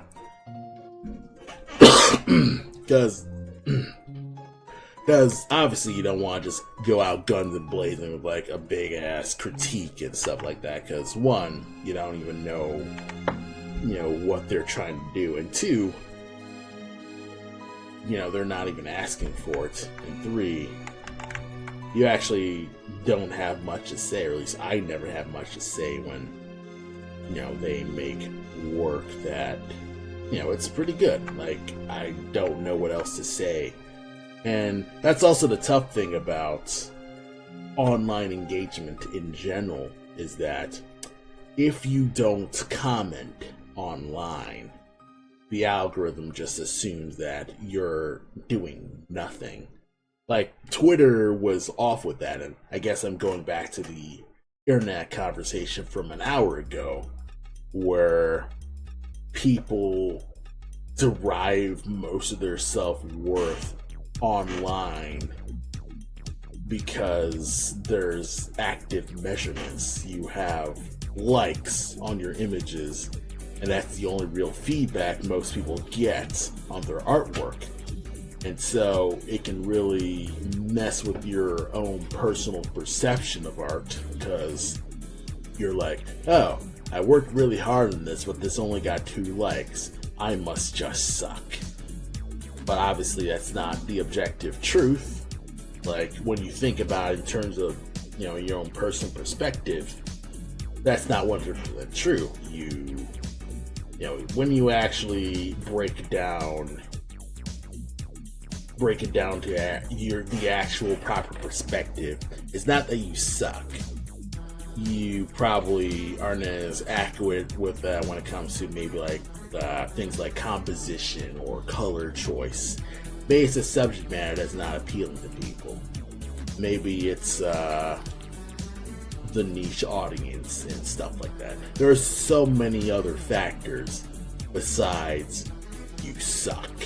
Like that's one thing that most people struggle with is giving some proper perspective when it comes to, or not even perspective, but maybe objectiveness to it. Yeah, I was having that discussion with my son and daughter. They wanted to make YouTube videos. I had to try to explain that to them and stuff because that feeling get very true when you're going through it. They feel like your work and therefore you are being judged precisely. Because, especially thinking about it now. Yeah, a lot of youngsters kind of won't really know this because, this is a time where, I'm now realizing, or at least I probably knew this, but never like articulated that. Yeah, there's so many kids these days who were born only knowing the internet. Like I was born in '92, so I at least had a time in my life where I knew stuff before the internet. Like obviously, I did my drawings and. I never posted those early drawings online because I couldn't. I didn't have a scanner, I didn't have a website or a DeviantArt. So I was just drawing stuff that was published in books. Meanwhile, you've got kids, they've got not just Twitter and Blue Sky and TikTok and stuff like that, but they're rated on their work through all those likes and stuff like that. And so it kind of will skew on the types of work that they want to do. Obviously, a lot of fan art will get more hits in general. So it can be difficult for someone who feels like, oh, I want to either do an OC or they want to do something that will stretch their comfort zone. You'll probably notice that environment and background stuff doesn't really get a lot of traction because, you don't really have characters. Like a lot of environment artists aren't really that well praised, even though they are core to most stuff. It's probably a given that environment artists are very in demand, but there's just no supply for them because most people want to be character artists. So that can be tough. I also remember finding that out with riggers. Like with 3D modeling, there's a lot of people who are experienced with animation, but not many who do rigging, actual technical setup, the model so it can actually move for the animators. And that job is heavily in demand because no one wants to do it, even though it's a super important job. Yes, character art is the rock star producer. Yeah, character art is the lead guitarist position overall. But then you have the rigger, who's basically the gaffer of the band. If they don't do their job, they just flat out don't play. They're completely helpless now because they just can't get things to work. But it's important to get that done.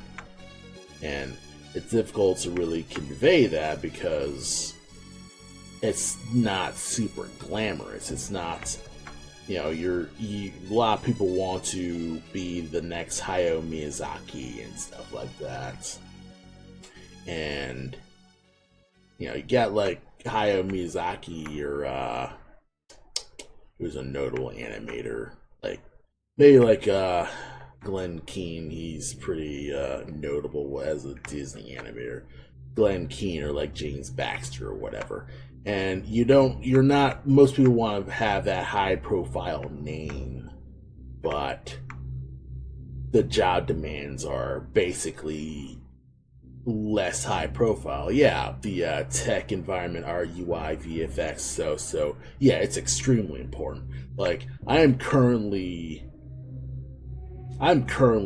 regretting not taking more time to study up on graphic design, because the logo design and particle effects and stuff like that, the non-character work is really hard to do, because you're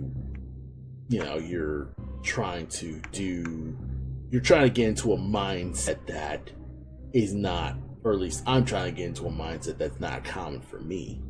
Like, I don't regularly sketch logos or trees, because to me, trees are hella boring. Like, I don't want to draw trees, but trees are important. So, you gotta go outside, touch grass, do like plein air painting. I have been painting more often, and I am getting myself better at drawing environments, so I'm pretty happy with that. So, yeah, doing all that stuff, it's very important, but it's not like it's gonna be glamorous to most people. So, yeah, that's part of escaping the comfort zone that I'd say most newbie artists kind of have to do, that I guess the internet doesn't encourage, because getting out of your comfort zone means getting out of the niche that probably the algorithm put on you, because that got a lot of engagement that one time, and so it wants you to constantly be doing that one freaking thing over and over again.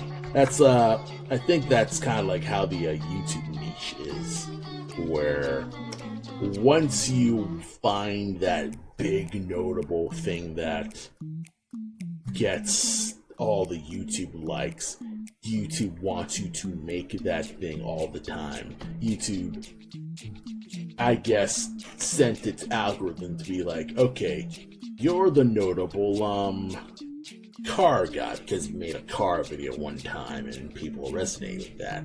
It's difficult to, I guess, escape that YouTube prism, and so you got a lot of YouTubers just basically relying on one gimmick. That's that one era of Let's Players where you just have the Minecraft Let's Players, because most like Minecraft Let's Players, that's all that actually got their views. They play other games, they can't really, that doesn't get them enough views. Same with streamers. A lot of people show up to certain streamers because they play the game that they know about or like. They don't really have, it's difficult to be a variety streamer. Like, it's difficult to be like a Vinesauce or a Germa, because being a variety stream means, one, you have to have that personality to be able to work off that. But if you're not highly charismatic or good on the jump, or at least have an interesting enough personality, it can be difficult to get out of that niche. Yeah, it's hard not to pigeonhole yourself once you find something that people like, even though it doesn't define you. We grow, we change, our interests evolve, we aren't the only thing the world wants to label us as. Oh yeah, exactly.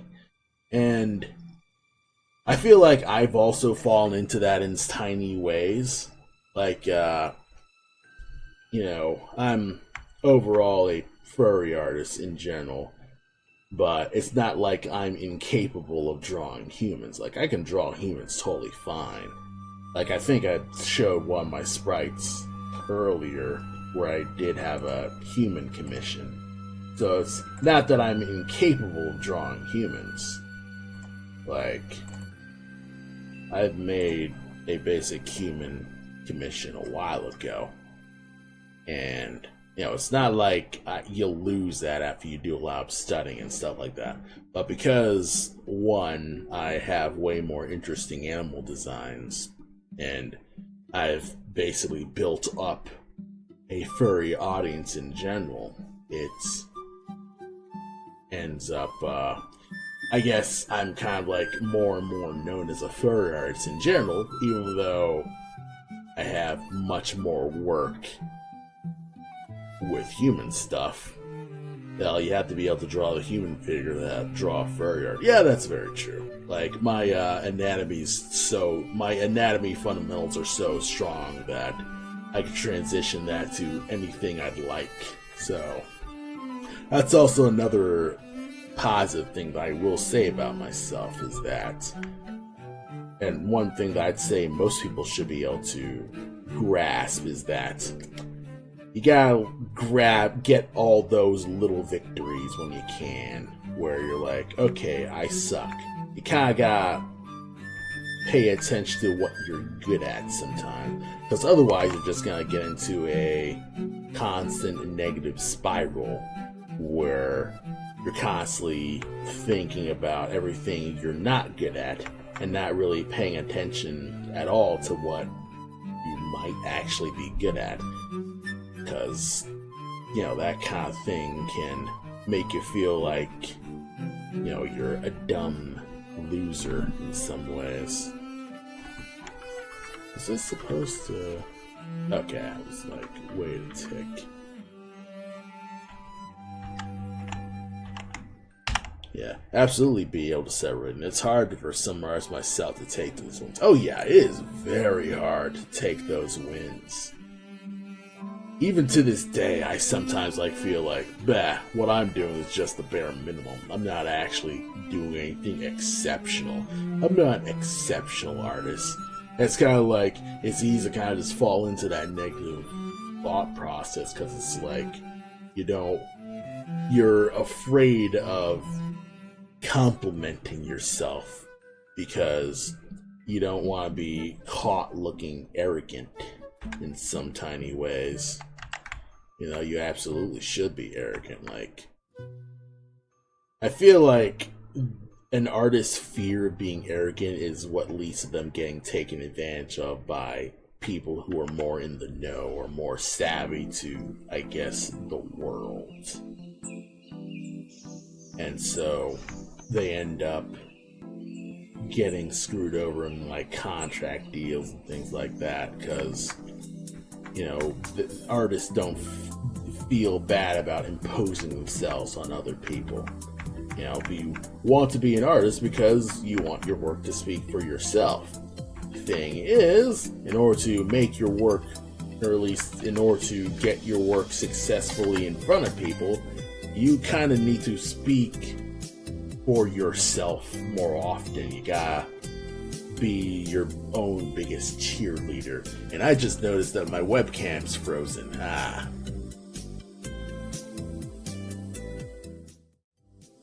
Hello? No. Looks like my webcam's totally frozen. Man. Hey, Ratto, how's it going? I just noticed that my webcam is completely frozen. I could reset it, but nah, I kinda just don't want to care. Let's see. Webcam off. Webcam on. Nope, the driver's just flat out not connecting. My webcam has just turned off. I love streaming tech issues. Everybody loves the streamer tech problems. I love it when my streams just have random tech problems that I don't understand, and I have to fix them during the stream, and you never find them until you're actually live. Because yeah, you'll do all these little diagnostic checks. You'll check if your microphone's actually recording. Things are able to, have sound going. You're actually recording. Yeah, it can't be a stream if everything's going smoothly. Oh yeah, that's the nature of live streams. Everything has to have weirdo technical issues. Because that's just how streams go. And I am getting better and better at kind of letting go of that. When I was first streaming like a year ago, I was so nervous about borking up a live performance where, I was scared of drawing in public, or at least drawing on stream while recording. And it's very easy to feel that.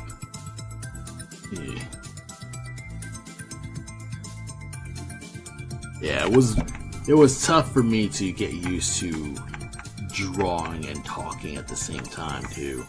That is a very, very tough skill that I had to, I guess, grind to be able to do well. It's still not exceptional. I will still fall into a wacky little personal diatribe whenever I'm getting into a weird topic. Like earlier, I was talking about the early internet. I mostly spent the first hour just talking and not drawing, but honestly, it is what it is. It goes away a little stream by stream, yeah. And I will commend myself with this. I'm gonna pat myself on the back. I used to hate streaming, and now I tolerate streaming, I'd say. I'm now more used to streaming, or at least I don't dread the day that I need to stream. Because I used to feel like streaming was a waste of time, or I'm on a schedule that I couldn't manage. But the truth is, there's no schedule, really. I mean, obviously, if you want to be a big-time XQC streamer and shit like that, you probably do need to stream super consistently every day, forever, all the time, and maybe then you'll build that audience that way. But truth be told, you don't have to. I used to stream every Wednesday at 7 p.m. and I realized, one, that is really hard to do. Two, I dread doing this on Wednesday because I am skipping out on certain appointments, or I'm refusing to do certain events. There's a lot of weird meetings that happen during Wednesdays, so that's kind of one of those tough things. I go to a book writing meetup every Wednesday. Well, actually every Thursday. I've actually been missing my book writing meetup. But on certain days, that's when a meeting in life occurs. Like, you'll actually be going outside, meeting up with people, especially after COVID and stuff like that. Yeah, it's a book writing meetup. It's basically a bunch of novelists in my town. They'll show off the chapters that they're writing, and they'll do a little circle feedback, and I go to them with the hopes to perhaps absorb a little of their writing know-how to my own writing, so I can actually learn how to make a compelling video game campaign, because that's mainly why I joined, is to learn how to write gooder and learn how to actually tell a story better. Because I had made 3 comics, but it's just 3 comics. I haven't done other comics in general. Yeah, I bet it helps you keep you inspired when you see others creating around you as well. It's been alright. I sometimes feel out of my element when it comes to being in the writer's group, because a lot of what they write is more like traditional like poetry and like I'm not really able to understand things like wordplay and writing style specifically because I'm still like going off of like basic high school writing knowledge overall. And the big pro tip about creative writing is high school writing knowledge doesn't really need to apply. You don't have to use the Oxford comma. You can just bullshit. I mean, obviously there are other little rules to it. Like, obviously you should at least know how to spell, but you can do stylistic flourishes, whenever you can, and that's kind of like how they tackle it. Is they have, they do poetry, or they'll have, one guy, he's a crime fiction writer, in between like his stuff as a lawyer. So, I'll learn more about crime fiction. And one thing is that it exposes me to realizing, oh, I've never actually read a crime fiction anything in my life. Like, I've never watched CSI or NCHS, outside of maybe Batman and stuff. I've never really read a detective novel in general. But it has got me. I had read a few things of the Parker series. So the Parker novels is basically, a bunch of crime novels about I think he's a hitman, sort of. But yeah, it's this hitman named Parker. And, he's this tough as nails crime dude doing, jobs and, all the, dirty stuff that you'd see in like mafia movies and stuff like that. But outside of mafia movies, I hadn't really read any crime fiction stuff. I've also never read a romance novel in life.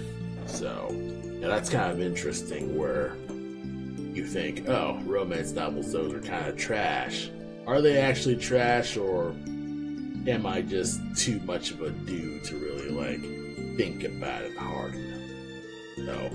So, doing these, going to these writing groups also kind of just exposes me to, alternate genres that I would have never thought about. Because, as a now mid-early 30s art person, is like, yeah, I like comics, I like anime, I like, pop art overall. Like, in comparison, I like pop art, but I have been getting more and more, I'm gonna sound pretentious, but cultured. Like, I'm making myself more aware of, other art movements. yeah, I'm broadening my horizons, and it does help that I'm not constantly being chewed up and spit out in an actual studio situation where I'm constantly in a studio job or always freelancing and never taking any breaks for myself. It might fold a bit of something into one of those things that new works. Oh yeah, exactly. Yeah, because I have a day job, I don't really need to do art all the time, so I have time to study alternate subjects if I need to. So, it's interesting. At first, I used to hate it. At first, I was constantly angry that I'm not always drawing. I'm not always in draw mode all the time. And so,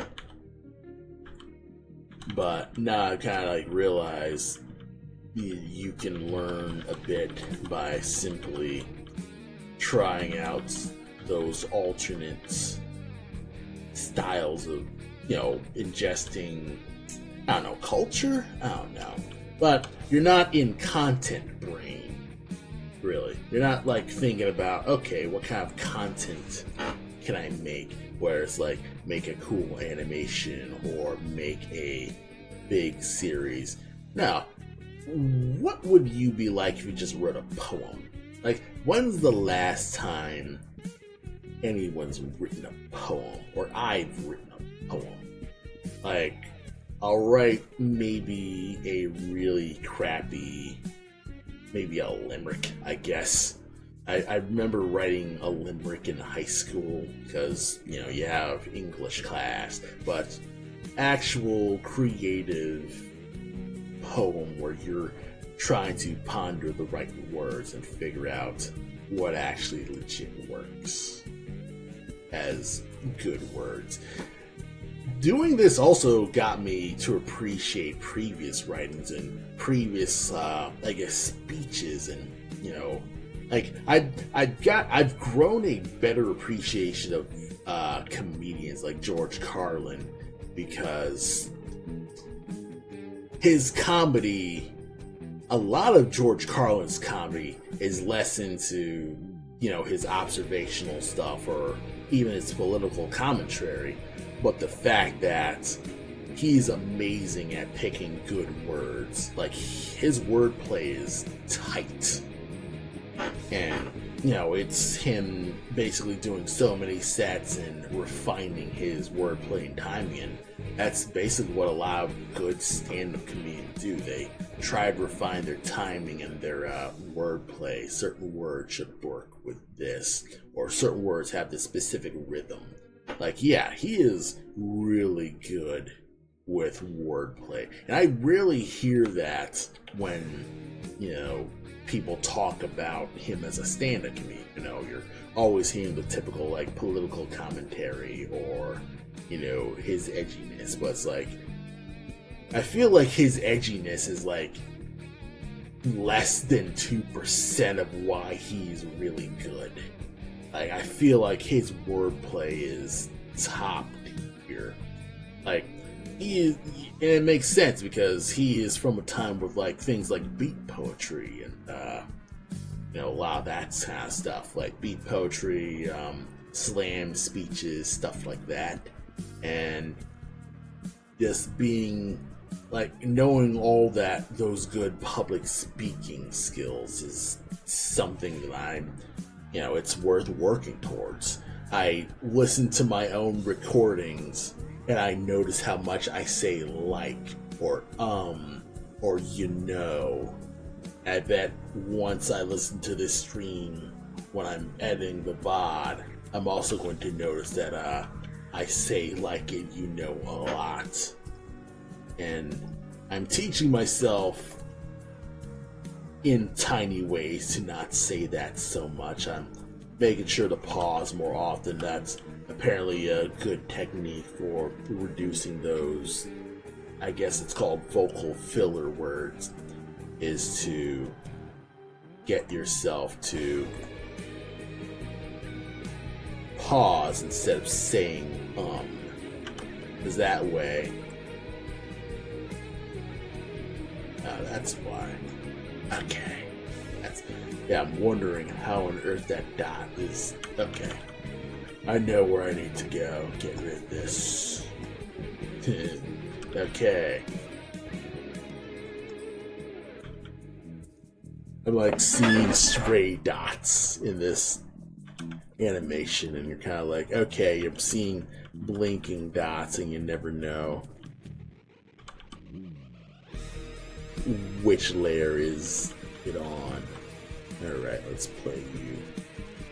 Yeah, it's a huge difference maker. Having, I say it, again.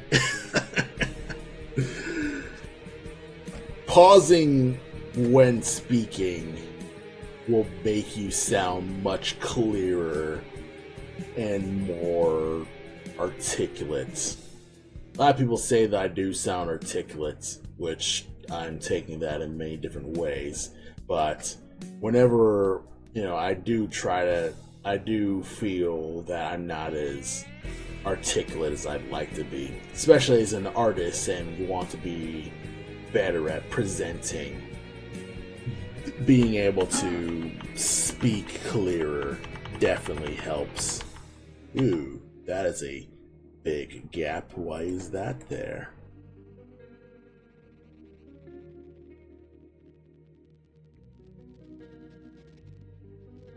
Alright, what's about with this?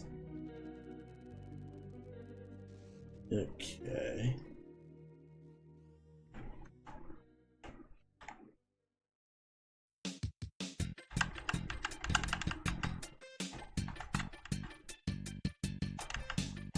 Okay, goes in.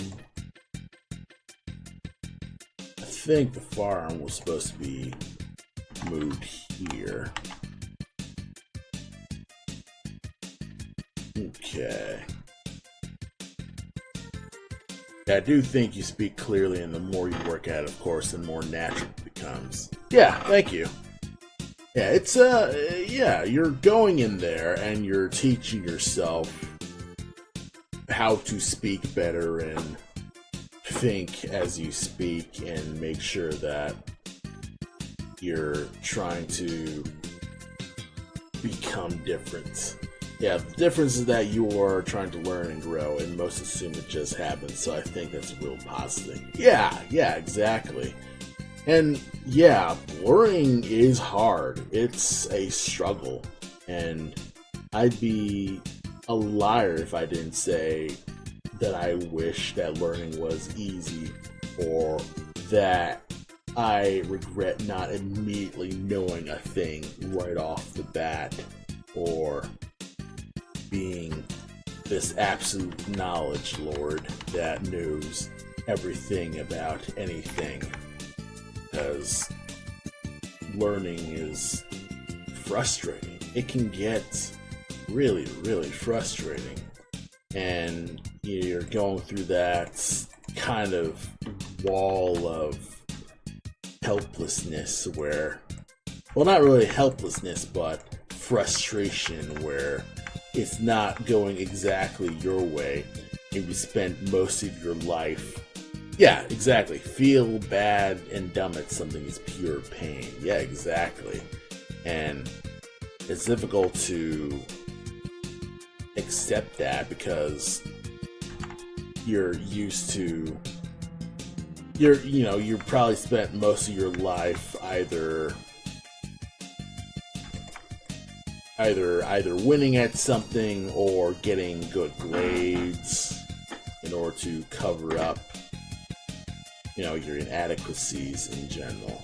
So you spend your time assuming that you'll be able to, because you're good at this certain thing, that you'll be good at that certain thing, when that's not necessarily true. I feel like I feel some of that sometimes when it comes to learning 3D modeling, because a lot of people have told me that because I'm so decent at drawing that sculpting would come easier to me, which when I first tried ZBrush, it didn't come easy to me. I didn't know how to use anything in ZBrush. Obviously, ZBrush is infamous for its garbage UI, and of course I was a victim to learning that UI and struggling with figuring out how the hell that UI actually works. So without that guiding hand or a better tutorial to explain how ZBrush works for you, I bounced off ZBrush. Yeah, staying in that same space so you can be more likely to win and not feel the same pain is a habit we all fall into. We learn our tricks, we get our treats for them, and good. Yeah, it feels good doing them, but then starting over and learning you aren't so great, yeah, that's rough. Yeah, and it gets tougher and tougher the older you get, and that's why a lot of people say that your brain starts, I guess, crystallizing, and it's tougher to learn because you're, getting more and more set in your ways. But I think the science of the brain says that that's not 100% true. People can learn languages, it's just they fall into habits more easily. So that's kind of a weird I guess me kind of just finding stuff right. Because it's not that you can't learn, it's that you have to make a bigger effort to learn. So that can be tough. Because, yeah, I learned pixel art. I picked up pixel art pretty quickly because I grabbed a book. I grabbed Pixel Logic by Michael Aziz. I can never pronounce his last name right. But I basically just picked up pixel art super fast because, one, I had those art fundamentals, and two, Michael Aziz's book basically broke down the what's and the whys of specific pixel art issues. So I was able to translate my basic drawing knowledge to pixel art, and that's basically how I guess people say that I got so good so fast, is because I still had that basic knowledge of drawing in general, that I could pick up pixel art quickly. Close here, so we'll put you here. Yeah, nice. I hadn't heard that book. I need to look it up. Yes, it's called Pixel Logic. And if I pronounce his name right, it's Michael Aziz. You know what? Got it. We're linking it in the chat for everyone who's watching right now. Pixel Logic, Michael Aziz. Luckily, I saved this on my, my browser. Yeah, Pixel Logic. So yes, it's a PDF, so you can, it's a digital book, it's not an actual physical paper book. That'd be pretty rad if there was a paper book, but I feel like that would go against the spirit of, I guess, pixel art, because most pixel art is on the screen. So, if you read a book on pixel art, it'd kind of be weird in some ways. But yeah, it's only it's a paid for book, and you only need to. It's only $20. Like, it's pretty cheap. Well, actually, no, it's $10 if I remember right. Yeah, let me look at it right now. Yeah, it's $10, so yeah, it's pretty cheap. And it's actually just 100% worth it. Because getting, if you get Pixel Logic plus Aseprite, which is $15 if I remember right. Now I'm looking at Aseprite's prices.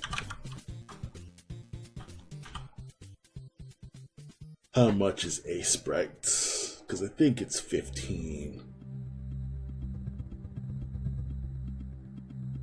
Yes, price. Oh, it's 19. Okay, so still, it's for cheaper than $30. You can basically just do pixel art.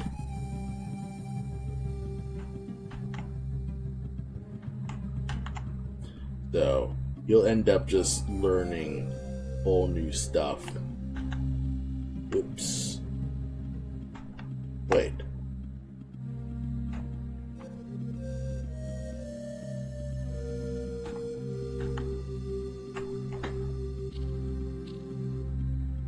Oops. I done goofed.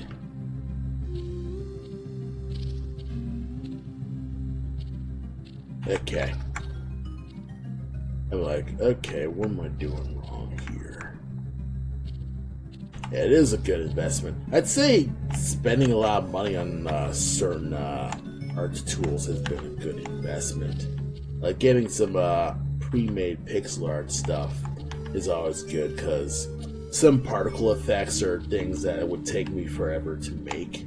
But then I went to itch.io, bought someone else's either it's an asset pack or a pre-made icon pack. Like, let me see if I can't find Doop doop doop doop. I believe, yes. So, I'm currently making this Infinite Heart texture. And this is mostly a modified texture from from an RPG Maker asset pack. And let me see if I can't find that.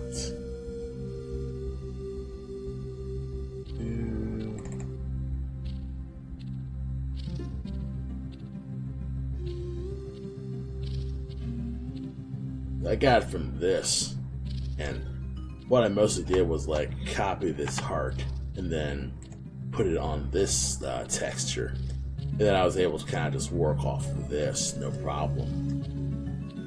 So basically, I had a nice heart texture ready to go. I do that for a lot of other things, like currently I'm using this treasure pack. Currently using this treasure pack, and that's how I made the muscle frog. That's how I made the muscle frog background, is because I took a lot of pieces from this treasure pack. Let me see if I can't find that frog real fast. That's not there.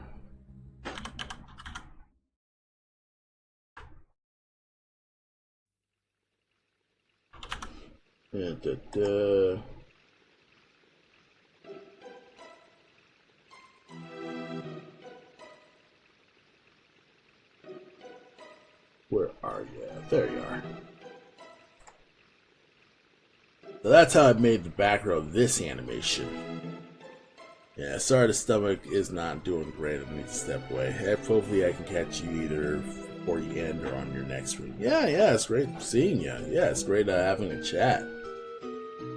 Yes, thanks for stopping by.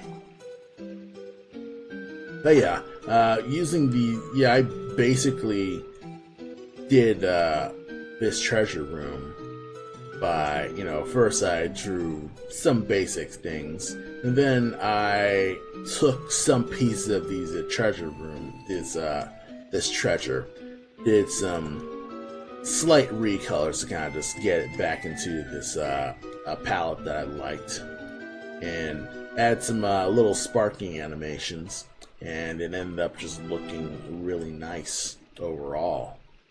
I'm pretty happy with this background specifically. This background turned out incredible. And yeah, just having pre-made art projects can help alleviate things. Also, a pre-made particle system and pre-made physics engine can also help too with that. So there are tiny ways that my jobs are made easier by just going to other pixel artists and purchasing or supporting their efforts. So, go on itch.io and never feel bad about getting some stock art. I mean, people get fonts all the time, so what makes that any different? Like, buying fonts is incredible. I love buying fonts. Like, pro tip for anyone looking for a really good comic font. There's this place called Comic Craft.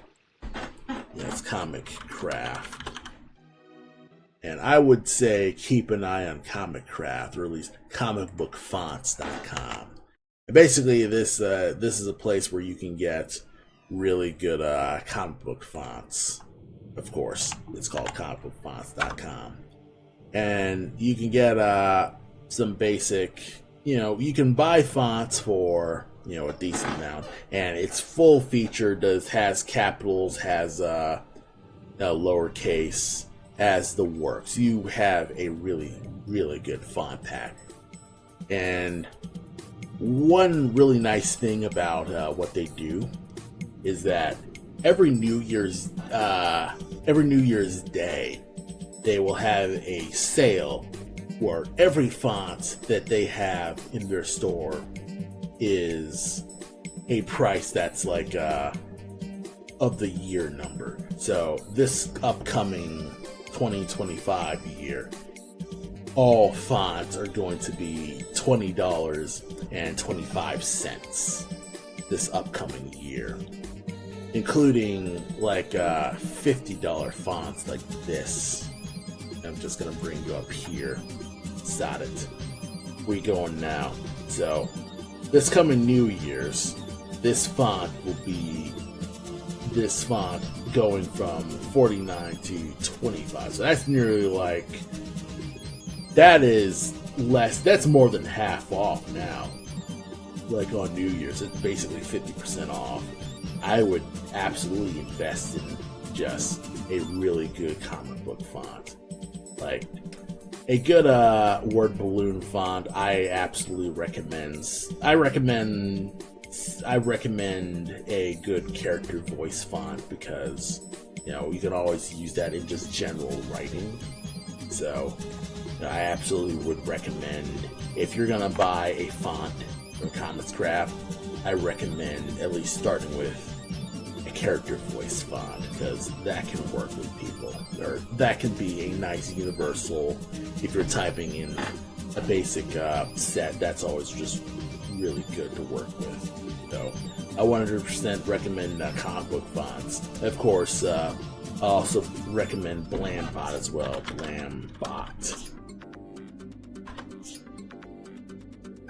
Blambot is also another website where I will find comic book fonts in general. That's always just really nice with that. But whatever. But yes, Blambot, that's also just really good spot. I've gotten a bunch of fonts from Blambot in general. But they also have really good free fonts, or at least he has really good free fonts. Nate Picos, or however you pronounce it.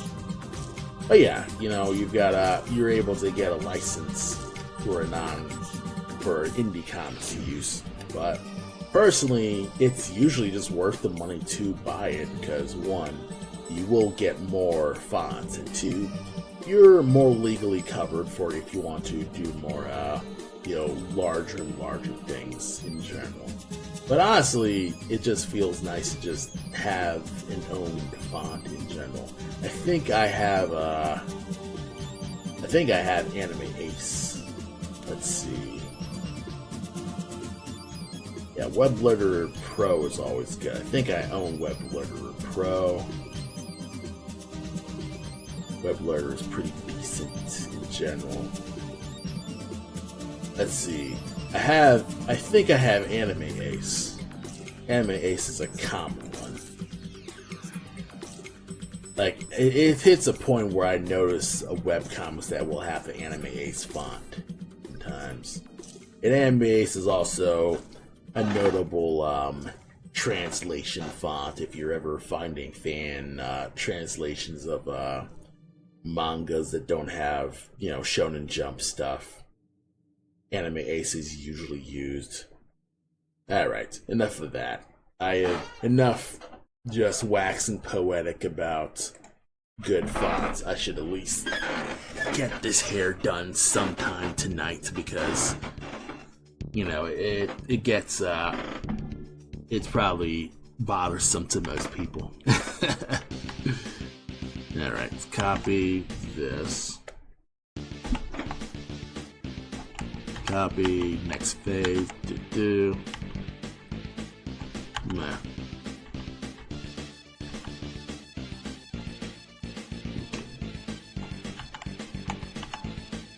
Everything's connected.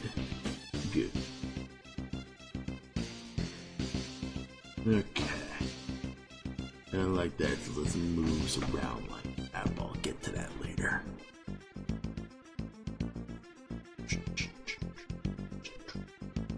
Oh, mailing list link. Does that link still work? I haven't gotten back to that. Shit, it doesn't work. But yeah, yeah, Black Mass mailing list. I have really neglected that website. But honestly, I don't really have anything significant to share about Black Mass in general, other than it's still on my mind. It's probably the other notable project in general.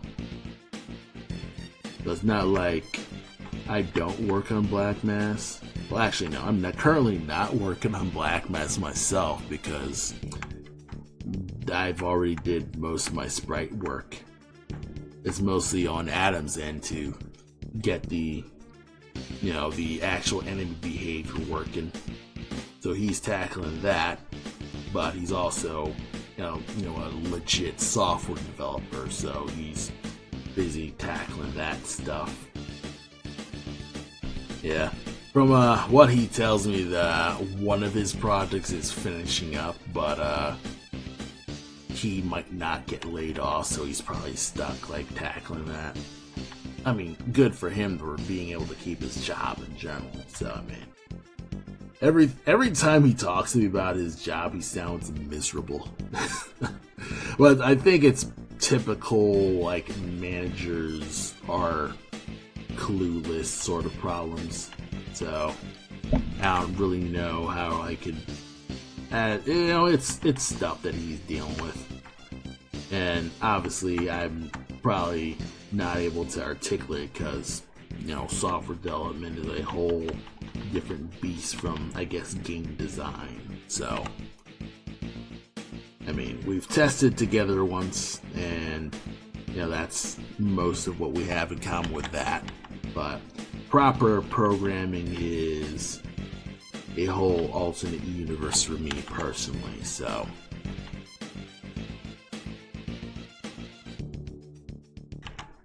Again.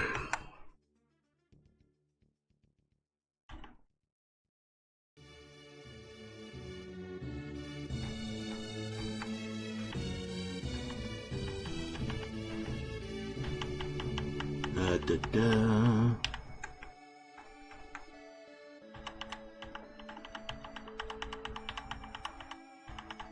Okay.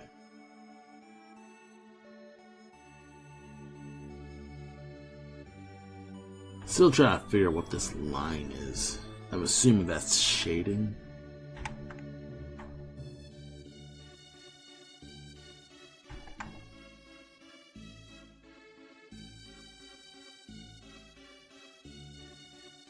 Honestly, I could probably just have that as a cell shading thing.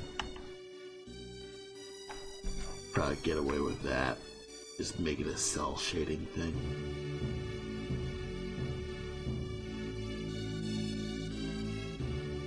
I can get away with that. Also, I can copy paste this.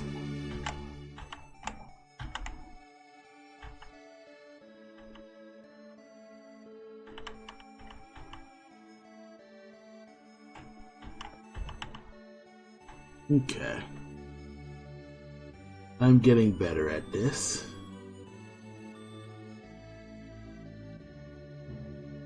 How's the hair looking?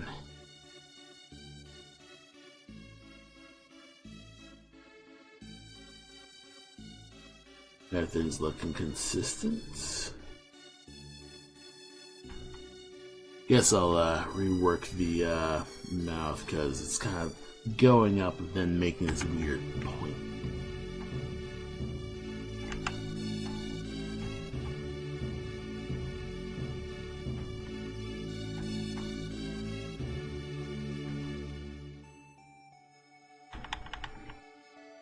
Okay.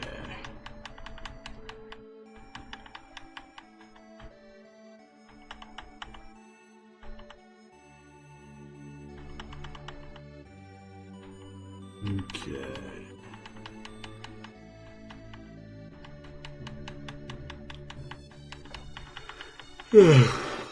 Alright.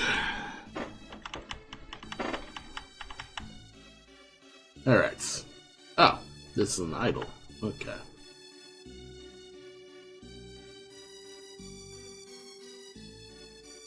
Alright.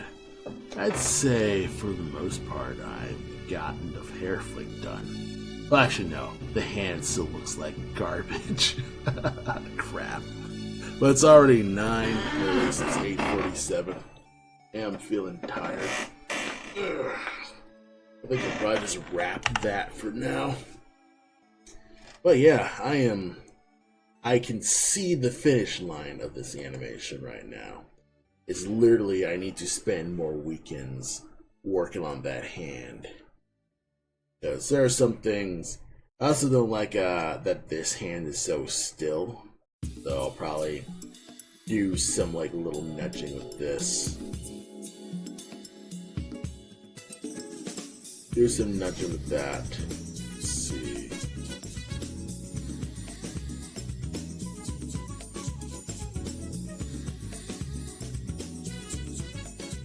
Yeah. I was doing a very, very subtle what's it called? Subpixel what's it called? The official animation term. Subpixel blech. This thing where the pixels are moving. The shading is moving and then turning into the line. I'm doing that. I think that's the name, yes. Subpixel animation, yes. Doing a bit of subpixel animation on the breasts. Though I do need to probably refine that more because it's a bit choppy here. Or anti-aliasing animation. Actually, no. Subpixel animation is the correct term, and then anti-aliasing is what it is overall. Yeah, because subpixel animation is the actual animation term, because that's what I'm doing with this. I'm literally moving the colors so the line makes it look like she's breathing. So when you zoom out, unfortunately you'll need to zoom out here. When you're zooming out, it looks like, you know, she's making a more subtle movement than it really looks. Because otherwise, I think I've got this working better with the idle animation. Because yes, it's looking much, much better.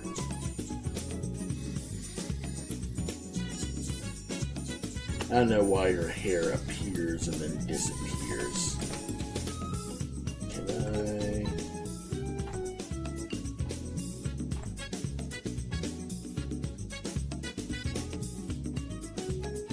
How's it looking there?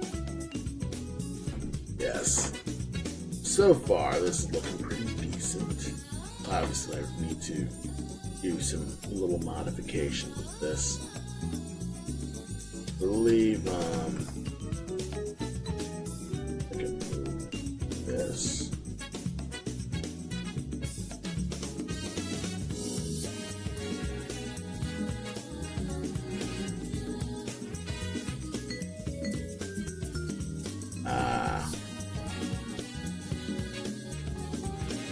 Okay.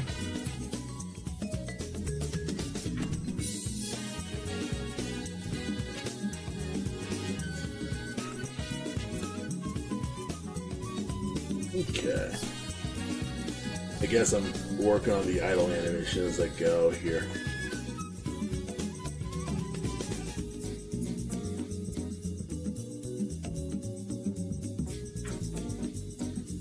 Yes, let's just work on the idle stuff. I think I got it here.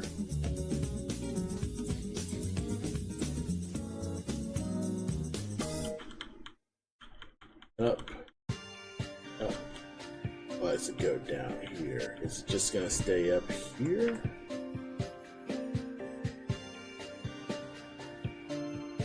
Alright.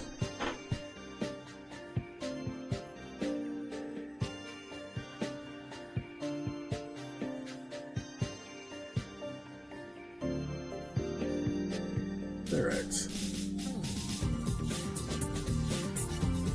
So far, so good. I've also noticed that this back part is also has it vanishing here. Yeah, right here. I could probably do something with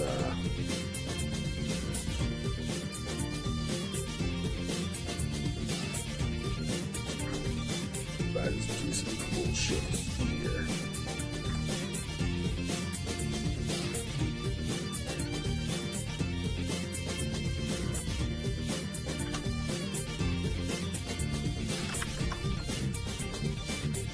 Just use that as a little background video.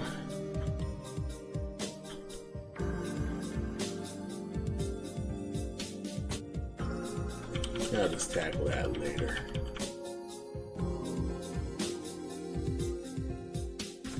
Yes, I'm noticing that the hair hasn't moved, so I can probably just make that the entire layer. Let's see. Alright, this is going to be significantly helpful. And then I can probably put a balloon here.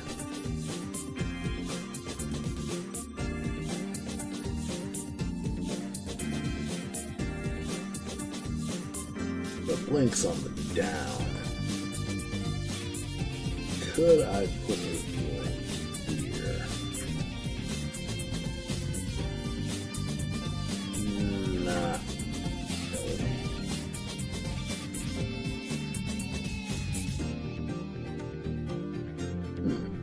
Let's see.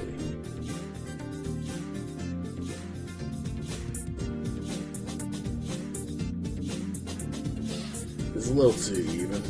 Like, it's noticeable that she's doing some downbeat.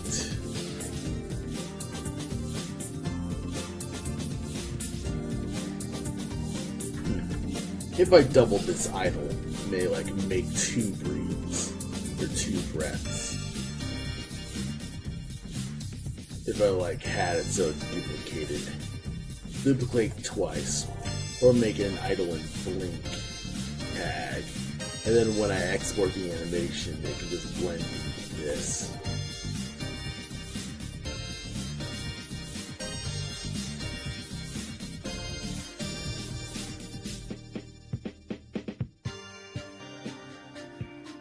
I'm now kind of just pondering how she's really gonna work. Okay. I'd say I am nearly done. I can see the finish line of this. I need to take a break, or at least go to sleep. It's almost bedtime. It is 9 p.m. currently here in fine Illinois. So I think I'll just wrap the stream tonight. It's been fun chatting with you all, I'd say. Even if my webcam died in the middle of it. But yeah, this has been a satisfying thing. I should control SU, because this has been a fine night, I'd say. Let's see if we can't raid someone else. Maybe someone is up for a nice raid here. Who's currently playing? Who is currently working about?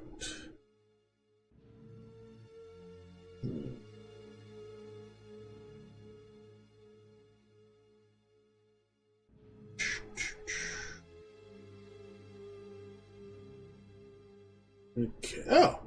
Blue Troller's going. Okay, cool. We'll raid her, because she's been doing stuff. She's another convention person I've been tackling. So, yes, thank you everyone for stopping by, and yeah, no, that's fine. It's coming to these streams is always fun to kind of just hang out and listen to my very obscure music tastes.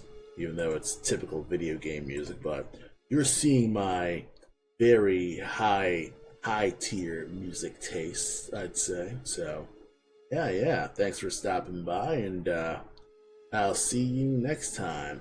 If you want to stick around for the raid, you can have a nice raid.